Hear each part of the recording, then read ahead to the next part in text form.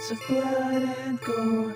5, 6, Freddy's goofy tricks. 7, 8, another deadly fate. 9, 10, never podcast again.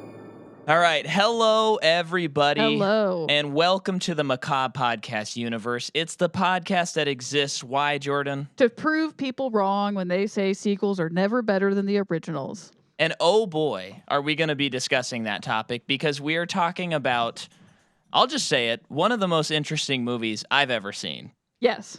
And it is a 7th movie of a franchise. Hardly ever are 7th movies all that good. Usually by movie 7, we are so bored out of our minds. And here we are talking about, I'll just spoil it right now, my favorite Nightmare on Elm Street movie, Wes Craven's New Nightmare. Mm-hmm. And with us, we have the guys from You're Missing Out, Mike and Tom, who put their flag in the ground on our Scream 4 episode when Tom said, if you guys cover Nightmare, we're coming back and we're doing New Nightmare. So welcome to the show, guys. You did. I was about to say, there's no way Tom remembers doing that. I don't remember what I ate for dinner yesterday. It's funny. Thank you guys so much for having us back. I'm shocked you had us back after last time. Delighted. Yeah. That was one of our favorite episodes. It was so fun. It's we were glad to do it. We're both glad to be back. I have to tell you, it's a little surreal because since we were on the last time, now your show is in my gym podcast rotation. Oh, really? Nice. So hearing y'all's voices now is... Don't lie to them. We can see video. We know you don't go to the gym. Here's the problem. I do, and it's still this. Think how much worse it would be otherwise. As I'm smoking a cigarette and shoving cookies in my mouth. I truly have become your Dorian Gray portrait. You have. It's amazing. All of your bad behavior just pays off on this. Amazing. You well, know. I'm flattered, and I'm just going to take it at face value, no matter where the truth lies. But I'm worry, so glad to be here. It's gonna be great. You're not a girl he's trying to date, so he's not lying to you. Oh, good lord! Wow, wait a minute. Hang on. I haven't even been on the dating scene in years. You're just pulling old insults out of the archives now. We're there. Hey, listen, we're talking about a movie from the 90s. It's all about references. I'm referencing our old dynamic. This is like in the 2000s when Woody Allen was pulling scripts out he wrote in 1962 and he'd still produce them, and they'd be like, why is he referencing Zero Mostel? It's 2005. Everybody should be referencing Zero Mostel. That's true. That's fair. Well, let's dive right in. For Jordan and I, the other night was the first time we saw this movie. Yes. Ooh, okay. And I must say, as I was watching the movie, I kept saying things like, no way, this is unbelievable. And kept looking at each other with their mouths agape. And I felt like the most similar experience I had was when I was a sophomore in high school and I went and saw Inception, and I was just like, I can't believe everything that's happening. That's how I felt last night. I was just like, every decision that this movie made, 10 out of 10 for me. So if we're looking for complaints... I would have loved to see this movie in '94, man. Oh my gosh! I mean, because it's marketed, and it's an Elm Street movie basically, but it's also not. Mm-hmm. So you got to imagine the people that was shitting bricks about Halloween Ends if they saw New Nightmare and they're like, what the fuck is this? What is this? He's not even Freddy. Why does he look like ew? All the stupid complaints that people make, and then 10 years later they can claim they loved it the whole time. But yeah, it's a weird fucking movie. And honestly, you mentioned Inception. This is it. I don't know if there's been a movie since this really that kind of has this kind of balls to be this just self-referential and this just bold with bringing reality into the movie and melting your mind. There's moments in this, a moment Mike mentioned in text, we'll get to it, but there's a moment towards the end of the movie where it's just so fucking cool, and you're just like, oh, Wes, we can't lead with that because that is both you and I's favorite moment in the movie, so we're gonna we it's have gonna to be work up to it. But there's because just we're so just gonna many start rolling. moments. There's just so many moments where it folds in on itself, purposefully and sometimes not purposefully. Like I watched the new Nightmare segment of Never Sleep Again earlier today. Yeah, me Ooh, too. you did do homework for once. I did. Look at you.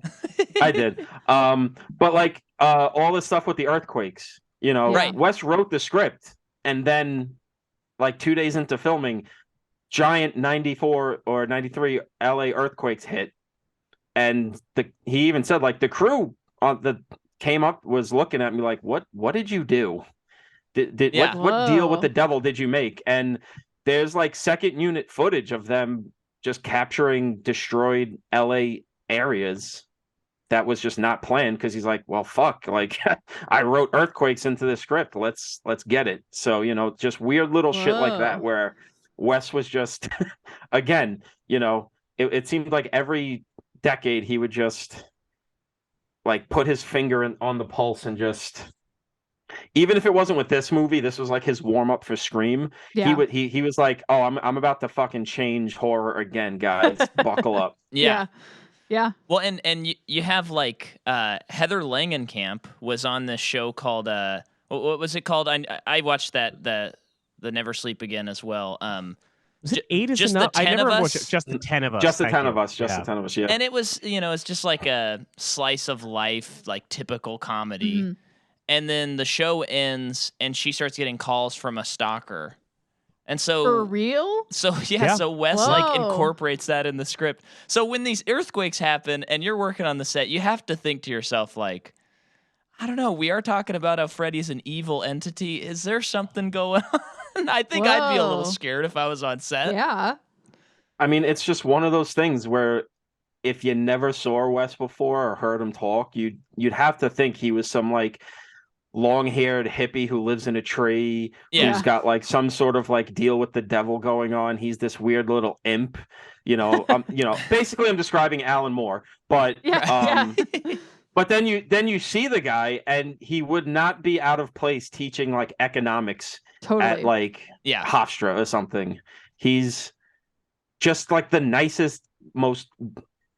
He's the complete opposite of John Carpenter. Let's be real. He's Yeah. just Yeah. very quiet and polite, and he doesn't shit talk, and he seems very erudite.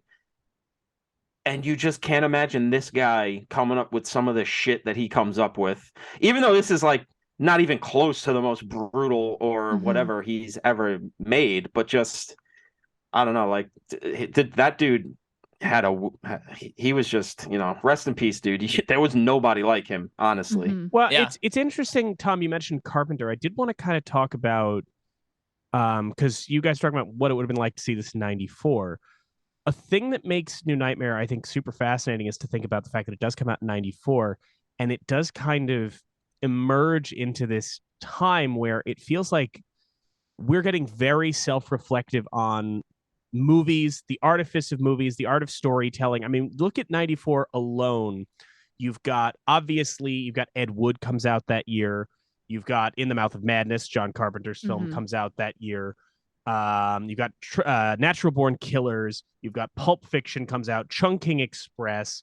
You've got a whole bunch of movies that are all kind of grappling with, in one way or another, storytelling and cinema and the artifice of it. And I think that that's so Yeah. interesting, because when you look at what Wes Craven's doing in this movie, you know, the 80s were such a big era. I mean, you guys have been watching all of the Nightmare films leading up to this, and that sort of 80s excess. And of course, as we talk about, you know, Craven goes on to do Scream, Yeah. which is very metatextual and referencing the movies, but sort of from like an outsider perspective, from sort of a like talking about the audience watching it. Talking about this comes out of, along with Pulp Fiction, along with all these films, there really seems to be a reckoning in a way about movies and about the stories we tell and the effects that they have. There's almost like it feels like in all of those movies, I mean, Pulp Fiction is more just, you know, an examination of pulp storytelling, but Natural Born Killers and this all seem to be reflecting on how did we get to where we are now, and did this kind of did what we made in the 80s kind of play a part in that? Sure. And I think it's interesting to look at this film from that perspective of like what was kind of in the air at that time too. Especially because I texted Mike the other day. We both watched New Nightmare at the same time, basically on not on purpose. It was a complete accident. But I pointed out like this comes out the same year as In the Mouth of Madness, and John and Wes are pretty much like the yin and the yang of horror. Absolutely, from the 70s on. Like there were no guys, Romero did great stuff. Toby Hooper did great stuff. There was guys that were doing great stuff at the time, but nobody really represents the coin, the heads and the tails like Wes and John. And that both of them in 94 both end up making these super metatextual movies where the movies themselves start folding in on themselves, and you start getting these moments where you don't know what reality is anymore. Wes takes it, like Mike says, from an almost insider perspective. It's very personal to Wes. He's taking things from real life, his actors, himself, like what he feels about the movies he's made, where John is taking a more outsider perspective and kind of, again, with their yin and yang thing, he's got a more negative outlook on what storytelling has kind of been doing to the world, where ultimately, we'll get into this. Wes has a kind of very uplifting view about all of these things. He's not sidestepping a reality that there are some negative outcomes to these things, but at the end, there is a warmth and a sort of acknowledgement of what we're doing is actually good. And we'll get more into that, but I think it's interesting that these two guys both just kind of converged in 94, and the last hurrah for Carpenter, if we're going to be honest. And like I said before, the warm-up for Wes's third time changing horror, hitting a new, honestly, the peak of his career, because he never had his run after Last House and Hills of Eyes was not the greatest until he makes Nightmare on Elm Street. And even then, not his greatest run, even though People Under the Stairs and Serpent in the Rainbow are really good. After Scream, he's like the king of the fucking world, even though it's really just the Scream movies. He gets Meryl Streep an Oscar nomination for Music of the Heart, and Red Eye's fucking pretty cool too. But like, there was never a time where he was this hot a commodity. Yeah, and it's just interesting how like these two guys hit this X and then went in different directions. But I don't know. Well. And it's interesting you mention the reckoning with cinema in the 80s and whatnot, but beyond that, it's like this movie and Scream, Wes is kind of reckoning with his critics at the same time, who are saying, hey, what you're doing affects children, or it affects teenagers, and people are going to kill people because they're watching Nightmare on Elm Street or your scary movies and whatnot. And he's like, these movies are kind of talking about like the kids are going to be fine. And then, Scream is, well, it's been a little bit. I mean, last year was when I watched that last. But, it's like dealing with all of those themes and kind of maybe making light of it and stuff. And I know in the documentary, Craven said how ironic it was that, like, the stalker started calling Heather Langenkamp not after Nightmare, but after this show where there's, like, a bunch of sisters living in a house together. And that's it. Well, I think there is a key difference, though, between Scream and New Nightmare in terms of, I think that you're right. They're both reckoning with the effects that these films have. But I do think that by the time we get to Scream, Scream is made with an ironic detachment. And I don't mean that Wes Craven is detached, but the characters have an ironic detachment. The characters are inherently desensitized to violence. And I think of it in terms of, it's kind of like how, if you look at the difference between kind of what we considered postmodernism in the early to mid 90s and what we considered postmodernism late 90s, early 2000s, right? Like, I think people kind of lump, I don't mean to go abstract here, but people tend to lump somebody like a David Foster Wallace in with a David Eggers. And I think that when you go from something like Infinite Jest to Heartbreaking Work of Staggering Genius, you lose like a sincere introspective to a much more ironic veil. And I think that that happens midway through the 90s. I think early 90s, like when we're getting this in 94, we're still actively and sincerely trying to grapple with things. You know, I mentioned Natural Born Killers, which is Oliver Stone like sincerely trying to go, hey, let's kind of grapple with whether or not things are too violent or things are too this or things are too that.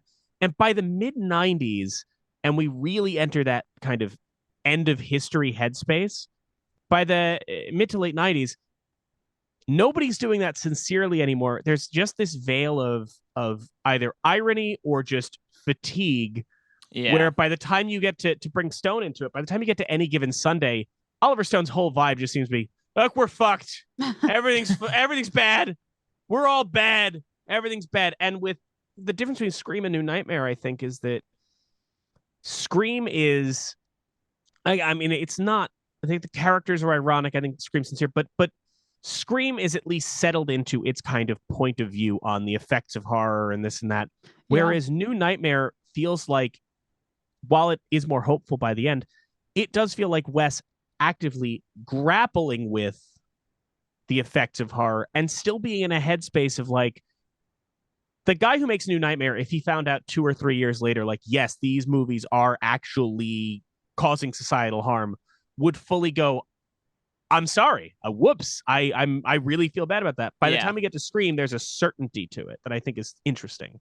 I think it's interesting too, as Micah said, that it feels like Wes is kind of dealing with his critics through these two movies. And I think it's interesting that through these two movies, you pretty much get what Wes feels about the whole argument, which is the kids are only all right if the parents are all right. Because in New Nightmare, Heather Langenkamp is so worried about her child and is so very much focused on her child. And you get that this kid's going to be okay. Even at the worst moments of, you know, the entity is fucking with this kid. You know that Heather is not going to let this kid get harmed. You know, when this is over, the kid's going to lead a decent life because Heather is a good parent and she's not going to let her kid be a fuck up. Whereas in Scream, it's almost like living in a world of like, if Charlie Brown, those kids started fucking and murdering each other, the parents like don't exist. They're basically a thing that exists in the margins, really, because Sydney's dad, you get the sense that either before Maureen dies or after or both, he's just always traveling and working. Yeah. Maureen was, you know, as Scream 3 revealed to us, a very damaged woman, but she was kind of too busy living in her damage, fucking around and doing all this shit. Billy's dad who is this guy? He doesn't exist. Billy's mom is a fucking nut job. She ran off. She comes back to murder people. All of these kids are living on their own, have this ironic detachment because there's nobody around to show them what's right or wrong. It's not the movies. Billy says movies didn't make us fucking killers. Our parents made us fucking killers. The society that lets our parents think it's okay to just worry more about themselves than about the kids, that's what makes us killers. And I think Wes, from the beginning, his first movie is about, you know, the generation gap. Last House on the Left is about, you know, the yuppie parents and the hippie kids and how all the shit in that movie. He's an academic guy, and I think he's definitely had his time of feeling a little wary about the horror genre. He definitely took a dip away from the hardcore stuff he was doing up to Nightmare on Elm Street 1. But I think he was always a guy that once he sort of like started digging in on this movie and then with Williamson's script for Scream, really kind of found the perfect vehicles to really get across what he thinks, which is horror movies don't make kids killers. It's the parents. I mean, especially because the messaging of New Nightmare is, like I said, hopeful that what these movies are actually doing is helping the kids with the darkness in the world, kind of making it a little more palatable. But I guess we'll get more into that the deeper we get into this movie. I mean, I think I want to throw this to everybody, which is, and I'm sorry, I don't want to lead the discussion. I apologize. But since we're talking about like what this comes out of. He's used to it. I apologize for what this comes, but I was thinking about what this comes out of too, and unfortunately, I think it's just because we were on for Scream, so it's easy for us to kind of do the 1-to-1 here. Yeah. But thinking about where this movie comes from, and what it's coming out of, when we're talking about the difference between the irony and sincerity, do you guys think that part of it might have to do with the idea that, remember, he's writing this in what, 93? Well, they're in production in 93, so he's writing this around like 92, 93, right?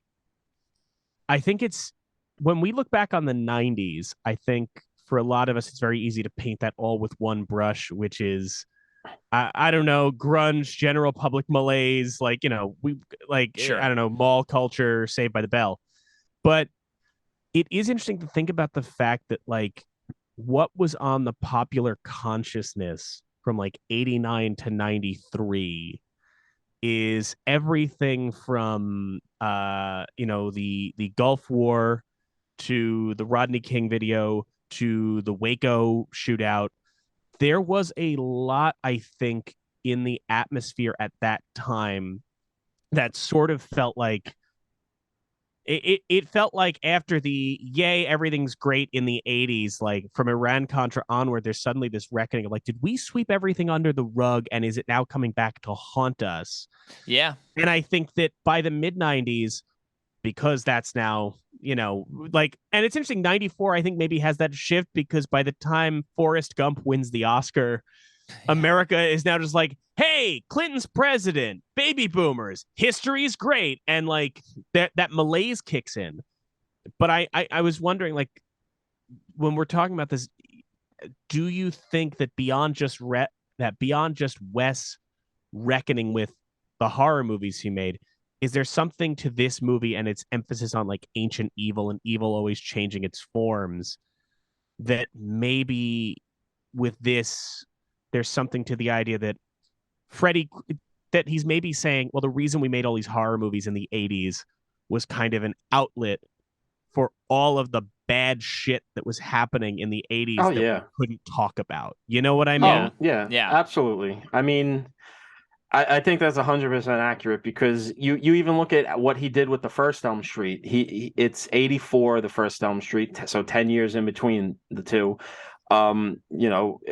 Reagan's second term's about to start.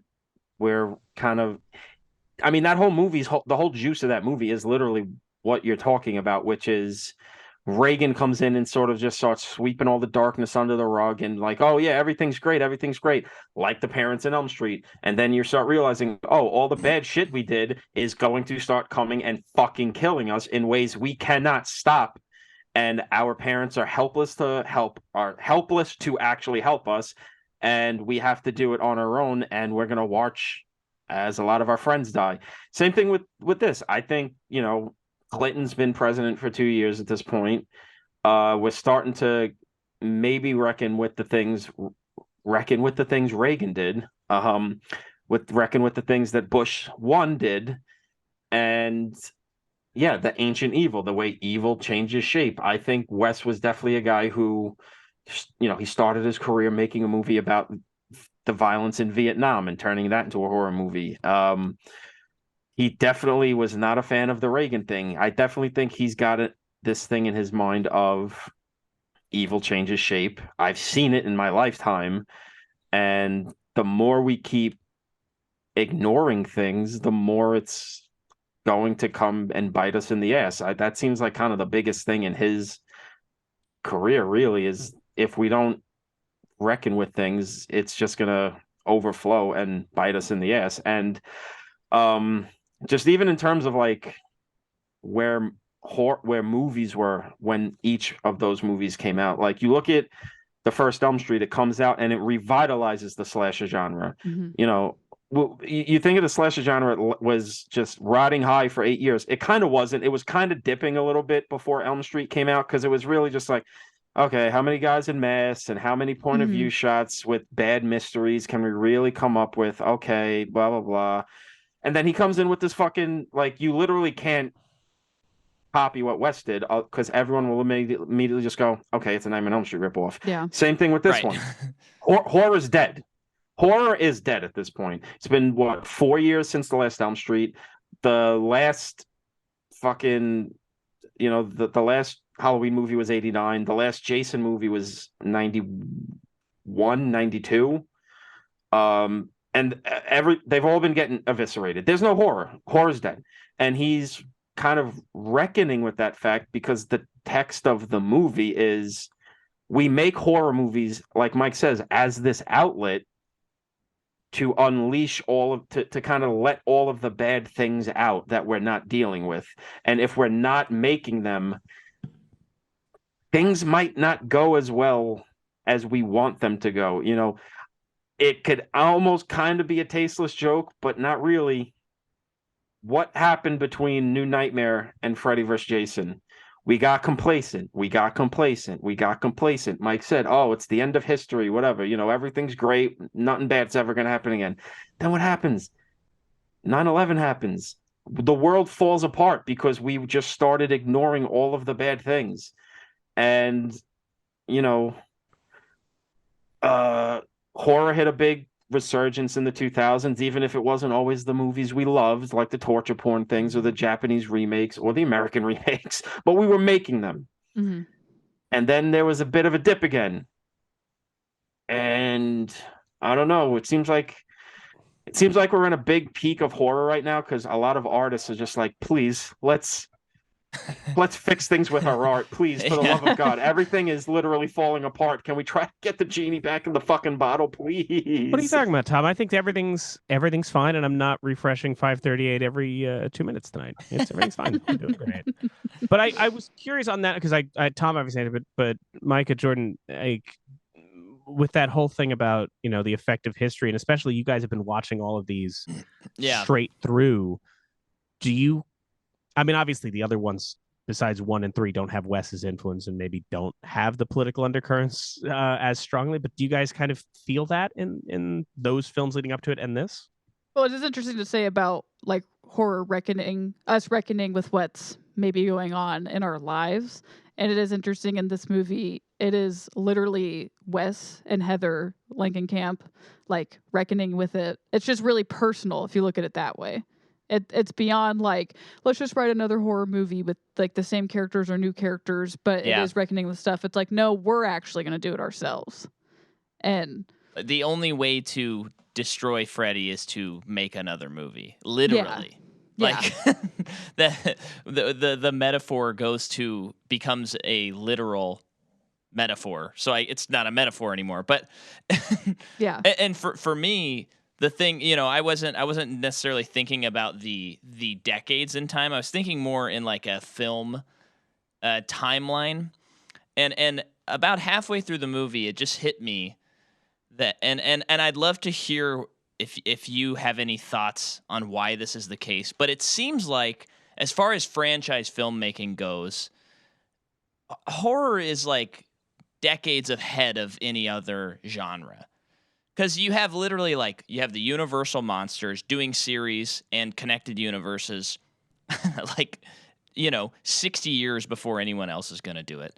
This movie is like being meta and crazy. I'm probably forgetting something, but I can't think of something that's this meta and this particularly about filmmaking that comes out outside of this and Scream.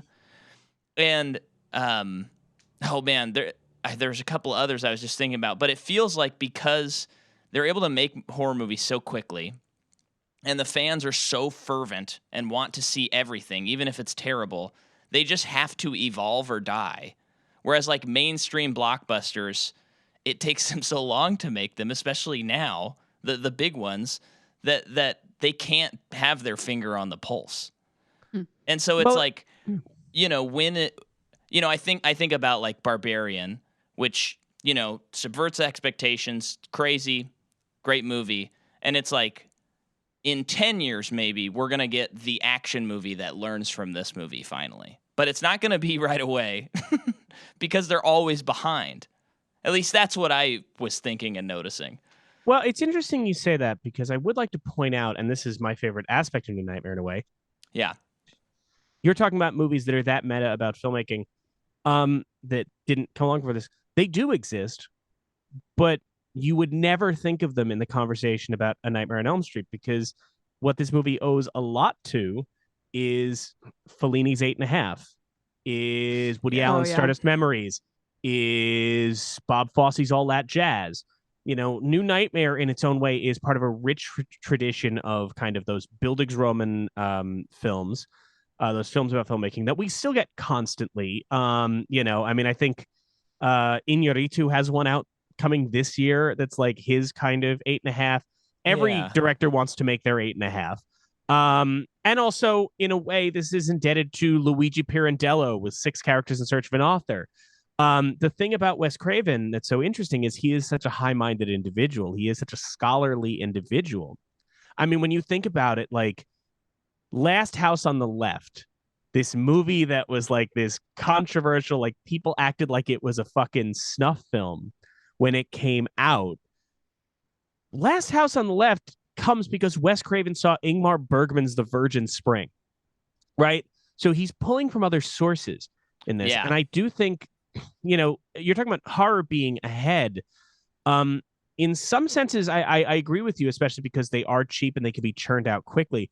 But I also think that there's an element of horror is such when it's hot, people are churning things out constantly. It's something Tom and I talk about a lot when it comes to like when people complain now about how many superhero movies there are. And they're like, oh my God, it's everything. Yeah, but there's always one of those. There's always a prevailing genre. Like now there's a fetishization of the Western as some great American genre. And it's like, that's true if you only watched the ones that were influential and survived. There were 50 or 60 others. Like everybody's watching The Searchers and goes, the Western. Absolutely nobody is going to watch Trigger Jr. or Sunset in the West or the 50 other Roy Rogers Westerns that came out except me because I have nothing else to do. But with horror... Doing your homework. But like truly with horror, there are some horror films that are doing some super interesting things. They become very influential. That's absolutely true. But I do think that part of that is because there are so many. They can be made for so cheap, but there are so many. And the couple that actually do something interesting survive because people find them and go, oh, well, this small little thing is doing something interesting. Why don't I lift this and that? Why don't I lift this and that? But there are obviously a deluge of others that are just, bad. There's a deluge of Terrifiers. Boy. I think it's also because horror allows you, it's like the sci-fi thing. It allows you to slip things in that otherwise an audience wouldn't be interested in. We know that audiences would not watch The Virgin Spring. I could tell them it's not what you think it is. It's a lot more hardcore and watchable than you think it is. Max von Sydow picks up a child and chucks him across the room and breaks his neck against the wall. It's pretty hardcore. 10 out of 10 would recommend. But yeah, Last House on the Left is The Virgin Spring. Hills Have Eyes is Straw Dogs. This in the text, he's telling you, I'm doing Hansel and Gretel. The grim fairy tale version of Hansel and Gretel, but he's doing that. And like all the other things, 8.5, whatever. Wes is also seemingly the only man with the balls big enough to just say, I'm not even going to have a stand-in for me. I'm just going to be me. I'm going to have it be Heather Langenkamp. I'm going to give myself a lavish LA mansion with a pool that runs roughly half the Mississippi River. It's all these things of horror is quick, horror is cheap. Usually there's not a lot of cooks in the kitchen. So you can, when you have a guy like Wes who's not being wrangled so much, he can slip these smarter things in that otherwise would not be interesting to a mainstream audience, but by putting it in a movie where a babysitter is dragged across a hospital ceiling and her neck is slashed, people go, oh my God, that's interesting. I wish more movies were like that. And you can go, well, there are, but there are no interdimensional demons who are trapped in art trying to kill a child. And to your point, Tom, and I just want to touch on this because you mentioned something about what you can get away with in horror. I think another element to your point, Micah, is the fact that horror and science fiction, but especially horror, is seemingly the only genre now where an audience is fully willing to give you suspension of disbelief. Yeah. Oh, Like, yeah. Sure. it is so Sure. hard. So many movies come out now, movies we like, movies we enjoy, but like when a drama or something comes out, the audience is very quick to go, well, that wouldn't really happen, and I wouldn't do this, and this wouldn't that. I went to go. I mean, to me, like one of my favorite films this year I saw recently was Tar. Yeah. And I'm not going to spoil Tar for anybody, but like, here's a movie where like multiple times I've seen people go, well, I don't know. I don't, if somebody said this, then wouldn't they respond with this and this? And I one thing that I've come to love, you guys, have you guys seen Magnolia, the Paul Thomas Anderson film? Right. Yes. So I have, it's literally on the corner of my laptop screen now as like a constant reminder, but I printed out, and I have it multiple places, just that little slip of paper that says, but it did happen. And I have fallen so in love with that because I think it's such a thing that we need when we talk about stories, when we talk about movies, which is anytime you're watching a movie and something happens, instead of being the person that goes, well, I don't know if that would happen, but it did happen. So it did. Yeah. And a lot of people are doing that with Tar or so many of these other things. Like, I don't know about this. And yet Pearl, another movie I love this year, because it is a horror movie, because you need suspension of disbelief to go into a horror movie. Anything that happens in Pearl, the audience is willing to just go, yeah, sure, I guess. Yeah, I guess she just rides that scarecrow. Why not? Like, there is this built-in suspension of disbelief, and I mean, for the most part, I will admit there is one element of New Nightmare that I find unrealistic, and I always complain about it.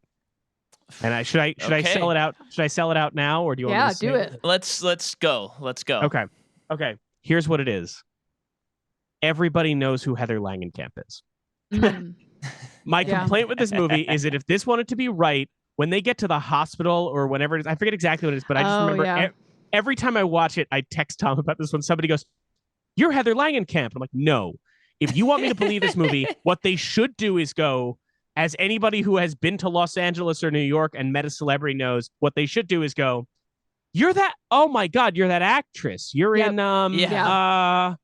I swear to God, I've seen you on TV." There should be 5 minutes where the babysitter is getting dragged across the ceiling, and meanwhile somebody's going, "Is it Party of Five?" No. Well, that's just Wes's version for her of the unrealistic reality he's giving her. He's like, all right, I gave myself a mansion. I'm going you to can be recognized everywhere. You can be the most recognized woman in all of Los Angeles. It's like, come on, like she should be like Richard Jenkins. When you run into them, you go, "I swear to God, I've seen you in a million things." Been in things, yeah. Because remember, folks, if you Google Richard Jenkins, nobody else remembers that the Oscars, the year do you guys remember this? That one for 2 years at the Oscars, they did this weird thing where they would have like somebody's former co-star introduce each of the nominees. Yeah, you all remember this? Okay. And it's supposed to be a great moment for them. And Richard Jenkins is nominated for The Visitor or something like that. But it's Richard Jenkins. He's got an Oscar nomination. This should be the moment of his life. And they bring out Adrian Brody to speak on his behalf. And Adrian Brody starts his introduction for Richard Jenkins' shining moment by going, "If you Google Richard Jenkins, you're going to find a lot of titles." What? That's the a little fuck, rough. man? That's a little rough. I've not seen that. Meanwhile, like Colin Farrell has just said a glowing tribute to the late Heath Ledger, even though they were in fucking SWAT together or something. Right. And then Adrian Brody is just practically like, I don't know. The dictionary definition of Richard Jenkins is. That's totally off topic, and I'm so sorry, but any chance I get to bring up Adrian Brody not knowing Richard Jenkins makes me happy. Yeah. One thing that it was like a puzzle piece that fit together for me watching this is Heather Lang. So I did not grow up watching the Nightmare movies. Horror is like the last 5 years thing for me. So I've been diving in and loving it. But I'm watching this movie, and I did not know she was in this movie. I made sure that I stayed away from anything. Same. And then when the movie started and it's going, I was like, oh, so this is why Heather Langenkamp is so revered. Like, this movie puts the nail in the coffin of, like, she is. I know that she's in Nightmare 1, and she is in 3, and she's great in both, but I feel like this makes her, like, okay, she's the Jamie Lee Curtis of this series. Like, if she's in it, it's a sign of quality. Let's go. Because as we're watching these movies, I'm just like, she's only in 2 of these, and it doesn't feel like I would put her up there with the final girls I've seen in other things. And then when we watched this, it just came together and I understood. Well, because this is the one that really, I feel like, gives her a meaty role to work with, and Wes has grown as a director since the first Elm Street. And, you know, because it's a thing that a lot of horror fans, they like to kind of rag on her for her performance as Nancy in 1 and 3, that she's kind of, her dialogue is maybe, you know, her performance is maybe a little stiff, and you can kind of tell she's delivering the dialogue, which I think people are a little too rough on her, but I think that's kind of a thing of Wes is not the best actors director. You get the best performances in Wes movies from, like, people that have acted before, you know, a Bill Pullman, or, you know, half the cast of Twin Peaks and The People Under the Stairs, or, you know, the Scream movies, actors that don't need to be like, okay, this is your first movie, let's get a performance out of you. That's not Wes. Some of our finest thespians, like Jamie Kennedy and David Arquette. I mean, Absolutely. dude, Jamie Kennedy had an insane 90s, so you can make a joke, but that dude was in a lot of shit that is on, like, top 10 lists. It's fucking insane. It's true, and he's doing great now. He's doing absolutely great. He is doing great, picking garbage out from under the people that slept at the January 6th insurrection. Has a lot of great thoughts on medical science. Has a lot of awesome opinions. Wow, that's something I know learned. that there's a town that's near us, and I use the word town very, very literally because the population is probably, I'm talking Butte Falls. Very small. I mean, that's like probably in the hundreds, right? A couple Does Jamie hundreds. Kennedy live in the sewers there? No, but I got an ad on, well, okay, funny joke, but I got an ad on Instagram, and it was like, he's playing a comedy show there. And I was Butte like, Falls? in Where? Butte Falls? I didn't even know they had a venue that someone could play in. Oof, that's not good. It was very, very strange. He's playing in an abandoned phone booth. It's fine. Now, Based on those things that you're saying that maybe he is spouting these days, which I didn't know about because I don't follow him. Why would I? It makes sense that he would be in Butte Falls. Here's the thing, Jordan. You seem surprised by this, but I'd like to remind you he was a comedian in the 90s, right? Which means I shouldn't absolutely he has those opinions now. Yeah, that's just. If your career was good in the 90s and tanked in the 2000s, you have a lot of opinions. It's like him, Kevin Sorbo, Rob Schneider, anybody who had success in the 90s, and then, like, when the last Quaaludes ran out, so did their career. Dean Cain, yeah. But, oh man, Jim Brewer, this is, So this is like the movie. This is the movie where Heather I feel like Heather gets a really good role. And it's funny too because she's on the Midnight Club now because she hasn't been acting for a long time. You know, she wanted to be a mom. She was doing makeup effects with her husband, who is actually a makeup effects guy. Again, Wes just taking her life and putting it into this movie. But, like, it's, you know, seeing Midnight Club and then going back and watching this again, it's very clear she was a good actress if she had direction. She needed to age into not needing to be directed so much. Yeah. But she has it feels real what she's going through, even though what she's going through is literally the most banana shit that's ever happened to any woman in the world. Like fighting an interdimensional demon who's molding itself on a character you fought 10 years earlier in a movie. It's crazy. But she brings a real, like, motherly weight to, like, what's going on here that I don't think she could have got delivered in 84, and Wes couldn't have got out of her in 84. And yeah, this is the movie that I think puts her up there and kind of shows why none of the other Elm Street heroes ever measured up to what Nancy was able to bring to this. And like, honestly, I said this to it's fucking crazy that we don't have a new Elm Street movie and that we don't even have, like, that nobody's, like, saying, hey, let's do the Halloween 2018, but with Nancy. Like, It's why nuts. is nobody? I know. Why, Yeah. there is no lawsuit like the Friday the 13th thing, which is settled and is getting a prequel show from Brian fucking Fuller of all people before a new Elm Street movie has been announced. The remake is not that bad, people. It doesn't need to have killed the franchise. If fucking Chucky can survive Seed of Chucky to become the craziest TV show on television right now, Nightmare on Elm Street can survive Jackie Earle Haley barely being able to move his face in that prosthetic makeup. It's fine. Like, let's be okay with this. I think there's something too, and I had this as one of my notes, and I was thinking about not just her in this, but her, in the clips I've seen in Midnight Club.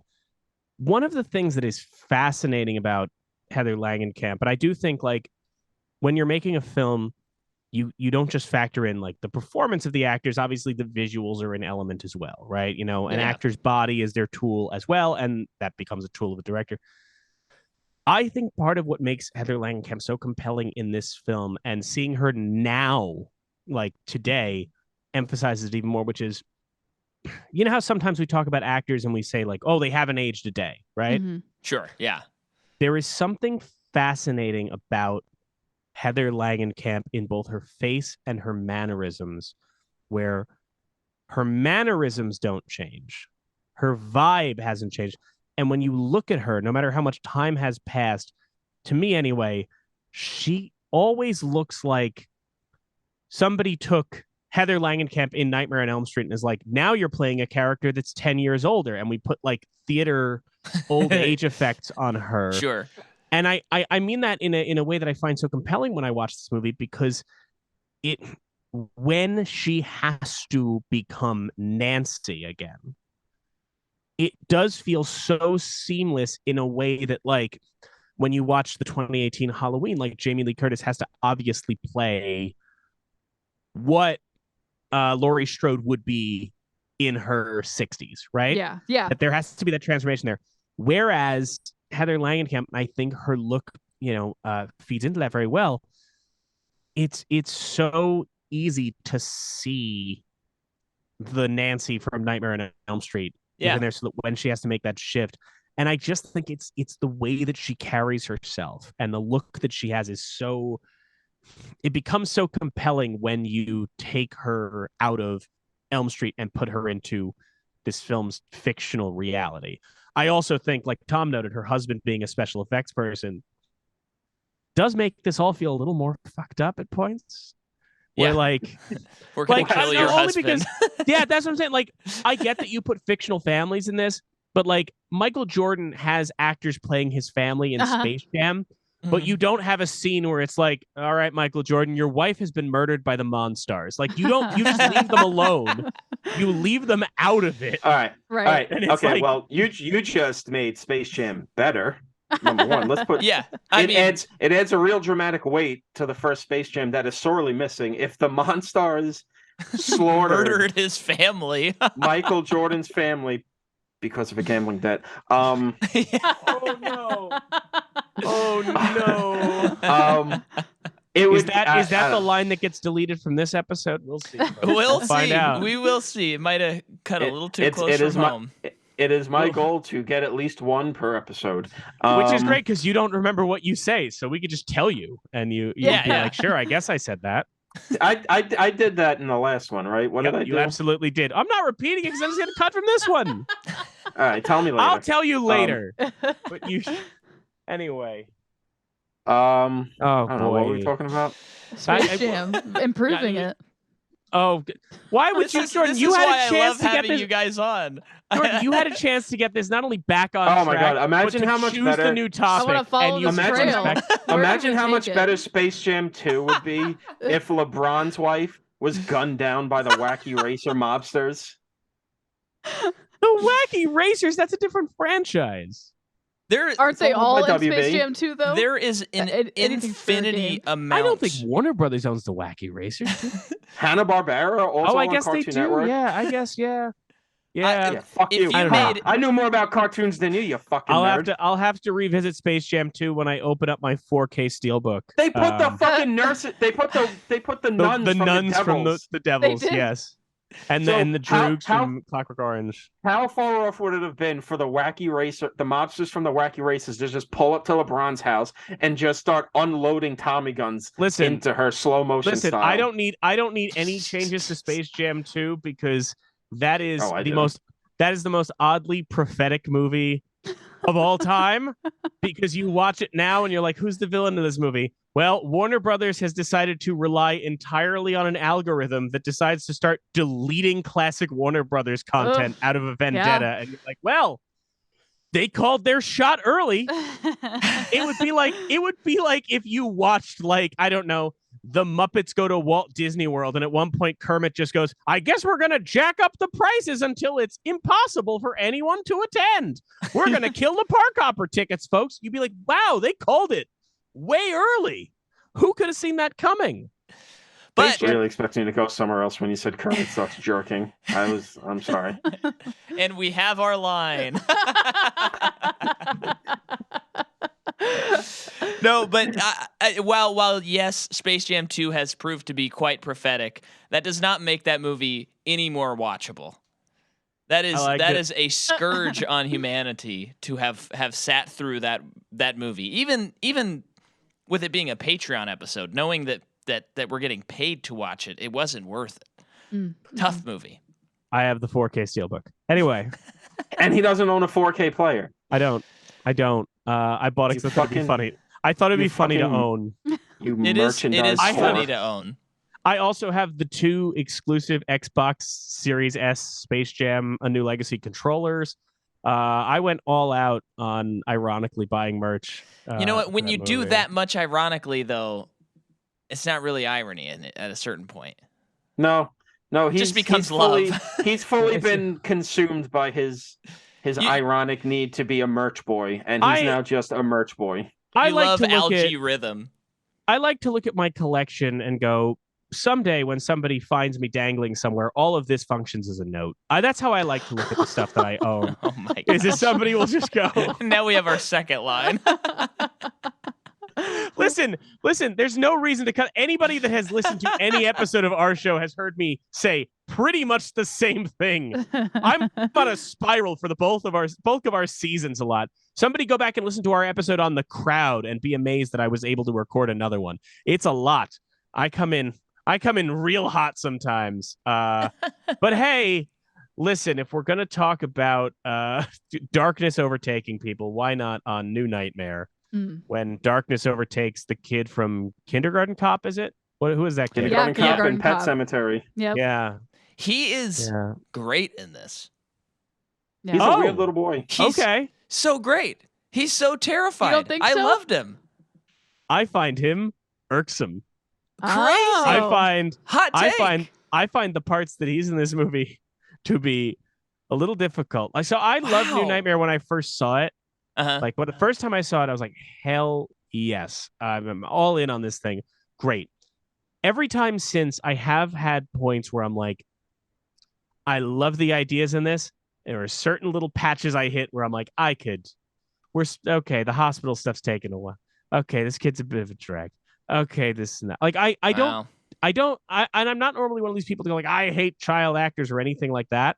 I do think we've gotten a lot better in the last, say, 10, 20 years with like kids in horror movies and understanding, like, because, people like to complain about the kid in The Shining and like other like little kids showing up in horror movies.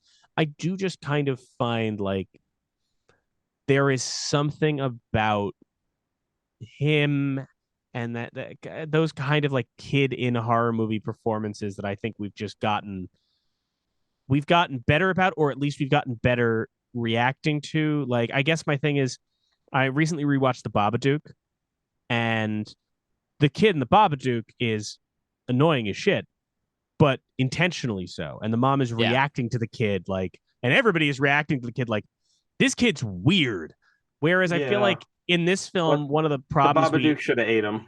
Well, but I feel like with this movie, like, I guess one of my things with it is that I think if you're gonna do a movie that's doing like, hey, this kid gets gradually weirder and wackier as the movie goes on, he can't be seemingly like a little off from the beginning. And I think that when you have child actors, they can be a little child actory. Yeah. And it makes Sure. it a little harder for me to necessarily feel that descent. Like somebody who's great, like obviously he's a shiny example, but like a Jacob Tremblay can play natural so well that when bad shit happens to him, or the kids in that in the It remake or the It movie, yeah. Those are normal when they're supposed to be weird. They're weird and they're a little bit outcast, but like you're like, oh, those are normal kids, and then shit happens to them. But I do find that, like, especially in the 90s, like kid actors could be so like little adult that it does become a little harder. This goes back to the thing I said of Wes is maybe not the best at wrangling performances out of people that aren't so naturally able to just show up and perform. He didn't really work with kids much in his career, other than People Under the Stairs, where he worked with one of the Mighty Ducks. I mean, I'm sticking to my guns. I don't think he was bad in this movie. I don't think he was as bad as Mike thinks he is, but I do think there are points where, this is Wes. He's not the best with young rookie actors that need to be coaxed out of a performance out of.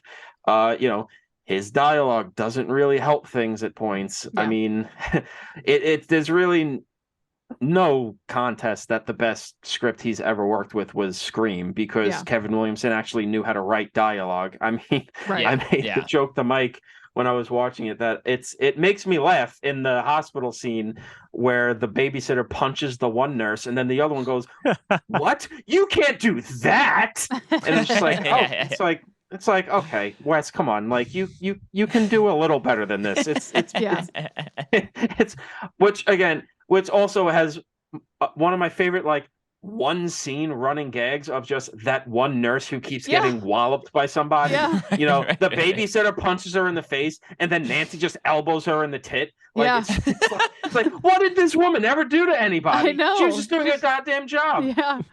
I do think with I do think that what Mike and I have actually talked about it a lot on the pod, that we're like we have so many good kid actors right now. And unfortunately they're growing up, including Jacob Tremblay. But like, I do think like, we're getting a lot of more natural performances. Maybe directors are better at working with kids than in the past. Like there's just more of a focus. But I think with this kid, I loved his performance. And thinking about 90s kids' performances and nightmare movies, it's like, he's kind of zany. He's kind of, he's acting. And I think I love that. Like, it's just kind of nostalgic for it. You also got to think about that, at the time, you probably weren't getting many parents willing to let their kids be in movies like this. I mean, there's a reason why this kid is... he's in Pet Sematary as well. He's in Kindergarten Cop. He's not in the, he's not like the kid you get in the Little Rascals. His parents were more like, let's give him a Wes Craven movie. Why not? Horror wasn't very reputable still at the time. You're not going to let thank God, apparently this kid was not, with one of those child actors whose parents were fucking nightmare. He wasn't Macaulay Culkin, let's put it that way. Where his parents tortured the shit out of him and robbed him blind. Michael Hughes is apparently a well-adjusted adult at this point. Happily gay, living his life. He loves that he was in these movies. Nowadays, horror is a little more reputable. It's still got a bit of a stain to it, which is good. Horror needs to be a bit disreputable, but it's gonna be easier to get a Jacob Tremblay getting brutally murdered in Dr. Sleep.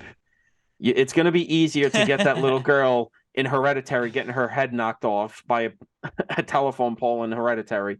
I think he laughs. Listen, it's a good bit, it's just the times have changed where I think that the parents of these child actors are a little more willing to have their kids be in these movies, and the pickings aren't as slim as they were back in 94. Yeah. I also think part of it, though, is the performance style has gone out of fashion where, like, I feel like for decades, moviegoers loved spunky kid who kind of Mhm. feels like a little adult. Like we loved that. Oh yeah. Yeah. You know, like I'll do anything or any of those kind of just like, Home Alone. oh yeah, Yeah. any of that, right? And I do think that part of the reason that shifts is like we saw what happened to all of those child stars of the '90s and how much being a tiny adult fucks kids up. Yeah, And they now went to we're Neverland Ranch. yeah, but that's the thing. Like we don't want to think about that. We Yeah. still will have we'll still have child actors in movies, but we're like, don't do that thing because it reminds us of the bad stuff. Right. Let's pretend. Don't show me the pig before you give me the hot dogs. Let's just pretend that everybody's good.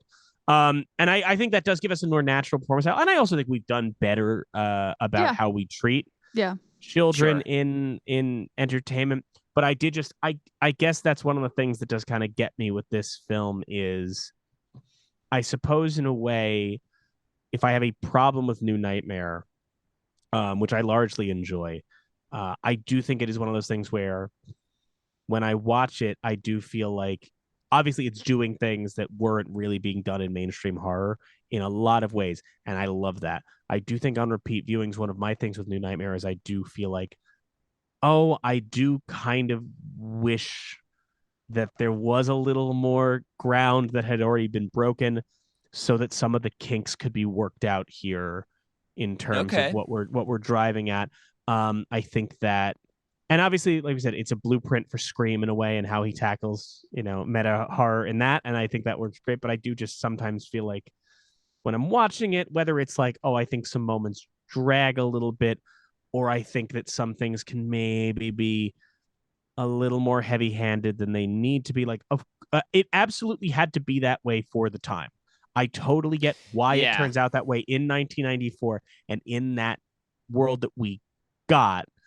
But when I watch it in contrast to, say, In the Mouth of Madness, the Carpenter film that comes out the same year, and obviously New Nightmare is a you know I think was a better liked in its time. But I think the reason why In the Mouth of Madness endures is Wes Craven is trying to do something new and metatextual, and he wants to make sure that the audience is with him every step of the way, and he's taking the precautions to make it a comfortable ride for those watching. And In the Mouth of Madness is a movie that just cracks its knuckles at the start and goes, I'm hitting pedal to the metal. And if you cannot follow along, I do not care. That heavy metal guitar kicks in, and John Carpenter's like, let's rock and roll. But I think you know, Mike isn't wrong. But I don't think it's so much a thing about, I wish someone had done it first so the ground was broken. I think this is just a problem with Wes in general. Before, again, this is, like I said, he doesn't have a great script until Kevin Williamson gives him one. Because Wes's biggest problem his entire career was his ambition was greater than his talents as a filmmaker. You know, John Carpenter never really made, other than like The Thing, he never made big budget movies. He was always scraping along for budgets. Okay, well, way to make the exception to the rule. Just saying. But like, there's a difference between Wes's career and John's career, which is that John was a natural filmmaker. Wes wasn't. The story, you know, Wes's story was he didn't even like see a movie until he was in college. And he was seeing like Disney movies and all this shit. He was a late bloomer. He was the guy that was about ideas. But the movies were a little rough around the edges. Last House on the Left. Why are those cops in the movie? It's insane. You know, The Hills Have Eyes kind of drags a bit, even though it has its punch.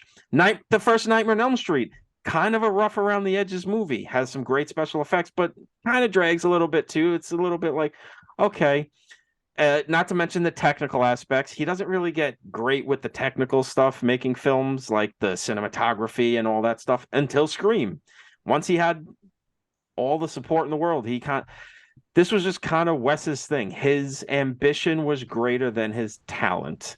As much as I love the man, I don't want to denigrate him, but he was the rougher version of Carpenter. Carpenter knew how to make his ideas palatable, and he knew how to execute them like a Swiss fucking watch. That's why I love New Nightmare, but In the Mouth of Madness kind of takes this movie's lunch money, in my opinion. It's I mean, because Mike says it all the time. Anytime something bad is going on in the world, be it in my life or just in the macro sense of the world is on fire, I always post the GIF from the end of the movie of Sam Neill watching the movie he had just lived and just laughing until he's kind of crying. Just that madness H.P. Lovecraft thing. That scene is to you what the ending of Nashville is to me. Like, it's the ultimate like go-to of like, the world is bad. Everything's terrible. It's a nightmare. Yeah. Everything's. I watched the ending of Nashville on loop in like fucking November 2016 for no reason in particular. It's November 2020. Yeah, but every day I'm just humming "It Don't Worry Me" for 4 years. But yeah, this movie's a little too long. It could have used a little judicious editing. I will admit. It kind of blew my mind that it was like an hour and 54 minutes. So that's like half a Terrifier 2. I mean, you could. That's like the intermission for Terrifier 2. And that's I'm unnecessarily grumpy about Terrifier 2. I haven't seen Terrifier 2. There's people in my life who are like, no, you got to see Terrifier 2. You don't need to see Terrifier 1. Terrifier 1 sucks. I'm like, yeah, but I want to, like, I am not just going to go into the second one. Let me watch Terrifier 1. And I watched Terrifier 1, and I'm like, oh, this is the worst piece of shit I've seen maybe since film school, where every asshole thought just because they had a camera, their ideas were worth being shown. And I just said, no, this is awful. To be clear, Tom did not know the runtime of Terrifier 2 until I told him, and I only told him. No, I knew what the runtime was. Because we talked about it. What you did was put it into context that Terrifier 2 is longer than 2001, which I don't like 2001, but 2001's a movie that's trying to chart the evolution of the human race from the apes to us in the future being able to do space travel without having to have Elon Musk involved. And you think that requires less runtime than Art the Clown doing silly poses and killing people? You don't think that merits? I fucking hate Art the Clown. How long is the first one? It's 84 minutes. Oh, what? Okay. And here's the thing. It's too long. Yeah, I believe it. 84 minutes is too long. It got to the point where this is why we're where they do it gets to the point where they do this. They think they're being clever. They're doing their Janet Leigh, Drew Barrymore things like, oh, who you think's the final girl's not actually the final girl. And I'm like, there's still 50 minutes left in this movie. How is there 50 minutes left in this movie? It's just a bunch of dipshits wandering around a fucking warehouse in New York, and it's 84 minutes. What do we even do? Go fuck yourself. Art the Clown, if I find you on the street, I'm going to fucking beat the shit out of you.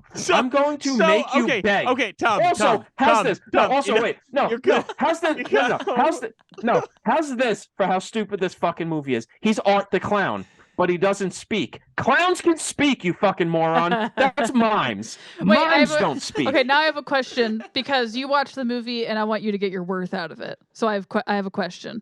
Ask away. Where's he from? Like, what is he? Oh, I don't know. They don't say. All they do is they just say, oh, there's this clown, and he does shtick before he kills people. But then at the end, he shoots himself in the head. But then, oh wait, he's supernatural, and he comes back to life. Oh, cool.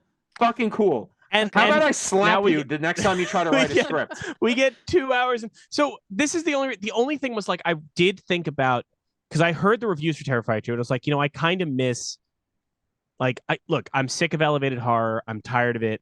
Yeah. And I don't mean to sound reductive with that, but like, there's just something about, like, I don't need to see a horror movie that explains its subtext to me for 10 minutes at the end, right? Yeah. Or not even about that explains the subtext at the end. That's about one thing. Yeah. And it tells you that thing from the beginning, and just is like, well, it's about men. Yeah. I mean, like, that's kind of the thing, is you do get that, but it is like this thing of like, I don't know. So I was excited about the idea of like, Terrifier 2 is supposed to be good and it's about nothing. Yeah. Sign me up. Me up. And then I opened up like my AMC app and I saw how long it was. And truly, out loud to no one, went, absolutely not. Yeah. Absolutely not. Life is too short for these sorts of things. You had a hard enough time convincing me, and I loved the movie, but I had a hard enough time convincing myself, like, Mike, you need to get up and spend nearly 3 hours watching Cate Blanchett give her career best performance in a Todd Field movie. If I need to work hard to get there for that, Fucking, it's as long as Black Panther 2, and Black Panther 2 is going to deal with the death of T'Challa, introducing an underwater world, introducing Namor, setting up an entire thing. You should not be long as a movie. Well, we don't know. We don't know for a fact that Terrifier 2 is not setting up the Art the Clown cinematic universe. I'm sorry, we went off on a Terrifier 2 bit in the movie where, oh no, the girl who thinks the final girl's gonna beat Art to death, and then, oh wait, he pulls out a gun and shoots her. Go fuck yourself. Your slasher should not be using a gun. Yeah. Fuck you. I'm just, my god. Wait, no, I'm sorry. I want to counter that, Tom. Imagine if every iconic slasher film, the conclusion was just like, oh, well, they have a gun the whole time. Like, if it was just like, if at the end of Nightmare on Elm Street 1, Heather Langham's going, I don't believe in you. And Freddy's just like, all right, well, but I do have this Glock, though. And like, that's the wrap up. Just shoots her in the head like Jimmy Hoffa. Oh, my gosh. I haven't been this fucking mad about a movie in so long, and I'm actively mad that there are people in my life trying to get me to see Terrifier 2 because I'm like, okay, you guys don't understand. I'm this mad about wasting 84 minutes of my life on a movie watching a soft-skulled clown do shtick. So if I have to spend 2.5 hours, and if I don't like it, I'm going to start burning down houses. It's just, oh my God. And it's so funny because, can I tell you guys something? Can I let you know something? We've been on one other podcast discussing a Nightmare on Elm Street film. We were on Podcast Like It's 99's Patreon doing The Dream Child, which is a much lesser film than this. It is, but yes. Better than Terrifier. Which, to be clear, by the way, we now have to just cover, on different shows, we have to cover each Elm Street film. Oh, but when a mutual friend of ours, Kenny Nybart, reveals to Tom that he really enjoys Elm Street 6, Tom was viscerally upset. It was nearly this level because of just the heresy. So can I ask, have you guys done your Elm Street 6 episode yet? Have you recorded it? We have recorded it, yes. Yeah. We recorded it last night. Where do you guys stand on Elm Street 6? If you don't want to spoil it, that's fine. I'll find out No. a while from now on the treadmill, but so obviously that's the last one, right? That's the one we just watched. Yeah, when we were recording it, we watched it and couldn't record it right away, so we had to wait a couple days, and I just wanted to record it so badly so I could forget about it. Because I had to let it pass through my brain, and I've since forgotten about it. And what for a me, fucking trash movie. I don't really. Here's what I have discovered, and I've said this on previous episodes. I apologize, audience, but earlier this year we covered Fast and Furious, and everyone was like, "You guys are gonna love it once you like give in to turn your brain off. Turn your brain off. You'll enjoy it." Well, I found myself enjoying 2 of 10 movies in that series, and the rest I did not like hardly at all. And so I was just like, man, I really don't like Fast and Furious so much. And then we're watching Nightmare on Elm Street, and we're watching all these movies, and, they have varying degrees of quality, but I start going, I think this is my Fast and Furious. Because if the movie has one interesting kill, I like it. Yeah.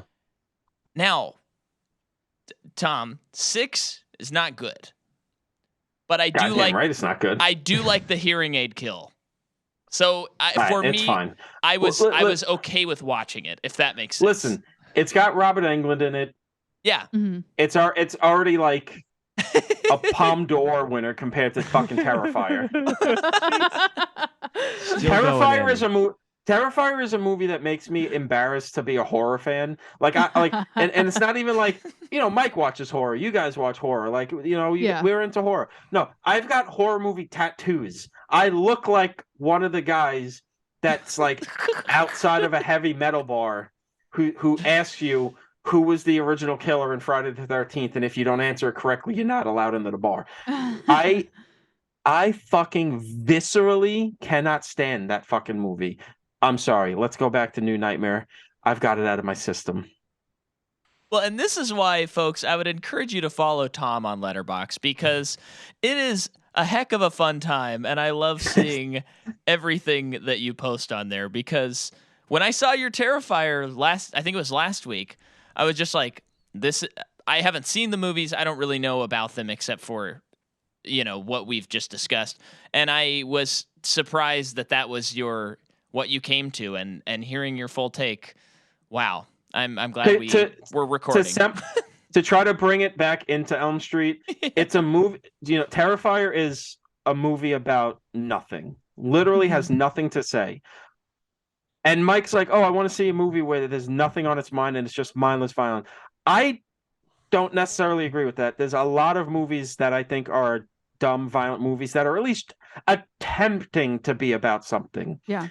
But what I like about a lot of horror movies is you can get a movie like Elm Street, any of the Elm Streets, but especially New Nightmare, which is about so much fucking stuff, which puts it way against the A24 shit we've been getting, like The Lodge or fucking Midsummer. Hey, what if I had a bad boyfriend? Cool, great. Since it's an Ari Aster movie, if you have to get up and go to the bathroom at any point, do it, because you won't miss anything. The last 10 minutes will tell you everything you just watched. He's not wrong. He's really not wrong. It's gonna happen. It's Midsummer asked the question, what if Hostel was boring? It's the same movie. No, but to kind of semi get back into it is that I think the best horror movies are, even if they don't nail all of their ideas perfectly or whatever, so many of them could be about, a lot of the best ones are about a lot of things. Mm-hmm. This movie is about a lot of things. Most of Carpenter's movies are about a lot of things. Even if they're not explaining them to you, there's so much shit in those movies. We can, Night of the Living Dead, we can say it's about Vietnam, but Romero's working through a lot more stuff than just Vietnam in that movie. So much horror nowadays, which is, I'm glad that the slasher movie is reviving, because it's bringing this thing back of just throw ideas at the wall, but make sure you're entertaining your audience. Yeah. Because they will enjoy the entertainment more, and then being able to leave the theater and discuss the ideas, even if they're not perfect, they're still talking about it. I think that comes out of, one of the things with horror that should be, I think one of the problems with horror today in a lot of senses is people are starting from an idea, or they're starting from a theme. Yeah. And I think that, because my partner and I this year on Halloween decided we were going to do a marathon of just women directed horror films. Yeah. To kind of see that, we started with American Psycho, and one of the things that's so fascinating about American Psycho, with Mary Herron directing that, is that obviously she's working off of a Bret Easton Ellis novel, right? And Bret Easton Ellis has a very particular point of view, and she is bound to that story. Oh yeah, inherently a bad one, but she's bound to that story. But what I think is so great about that, and her having to work with that, is that rather than her having to start from an idea or start from a theme, she's taking that material and elevates it so well, because instead she's presented with scary ideas and upsetting images, and then interrogating, why does this scare me? And I think that, Tom mentioned Romero with Night of the Living Dead. He didn't set out to make a movie about Vietnam or a movie about racism or a movie about Red Scare or anything like that.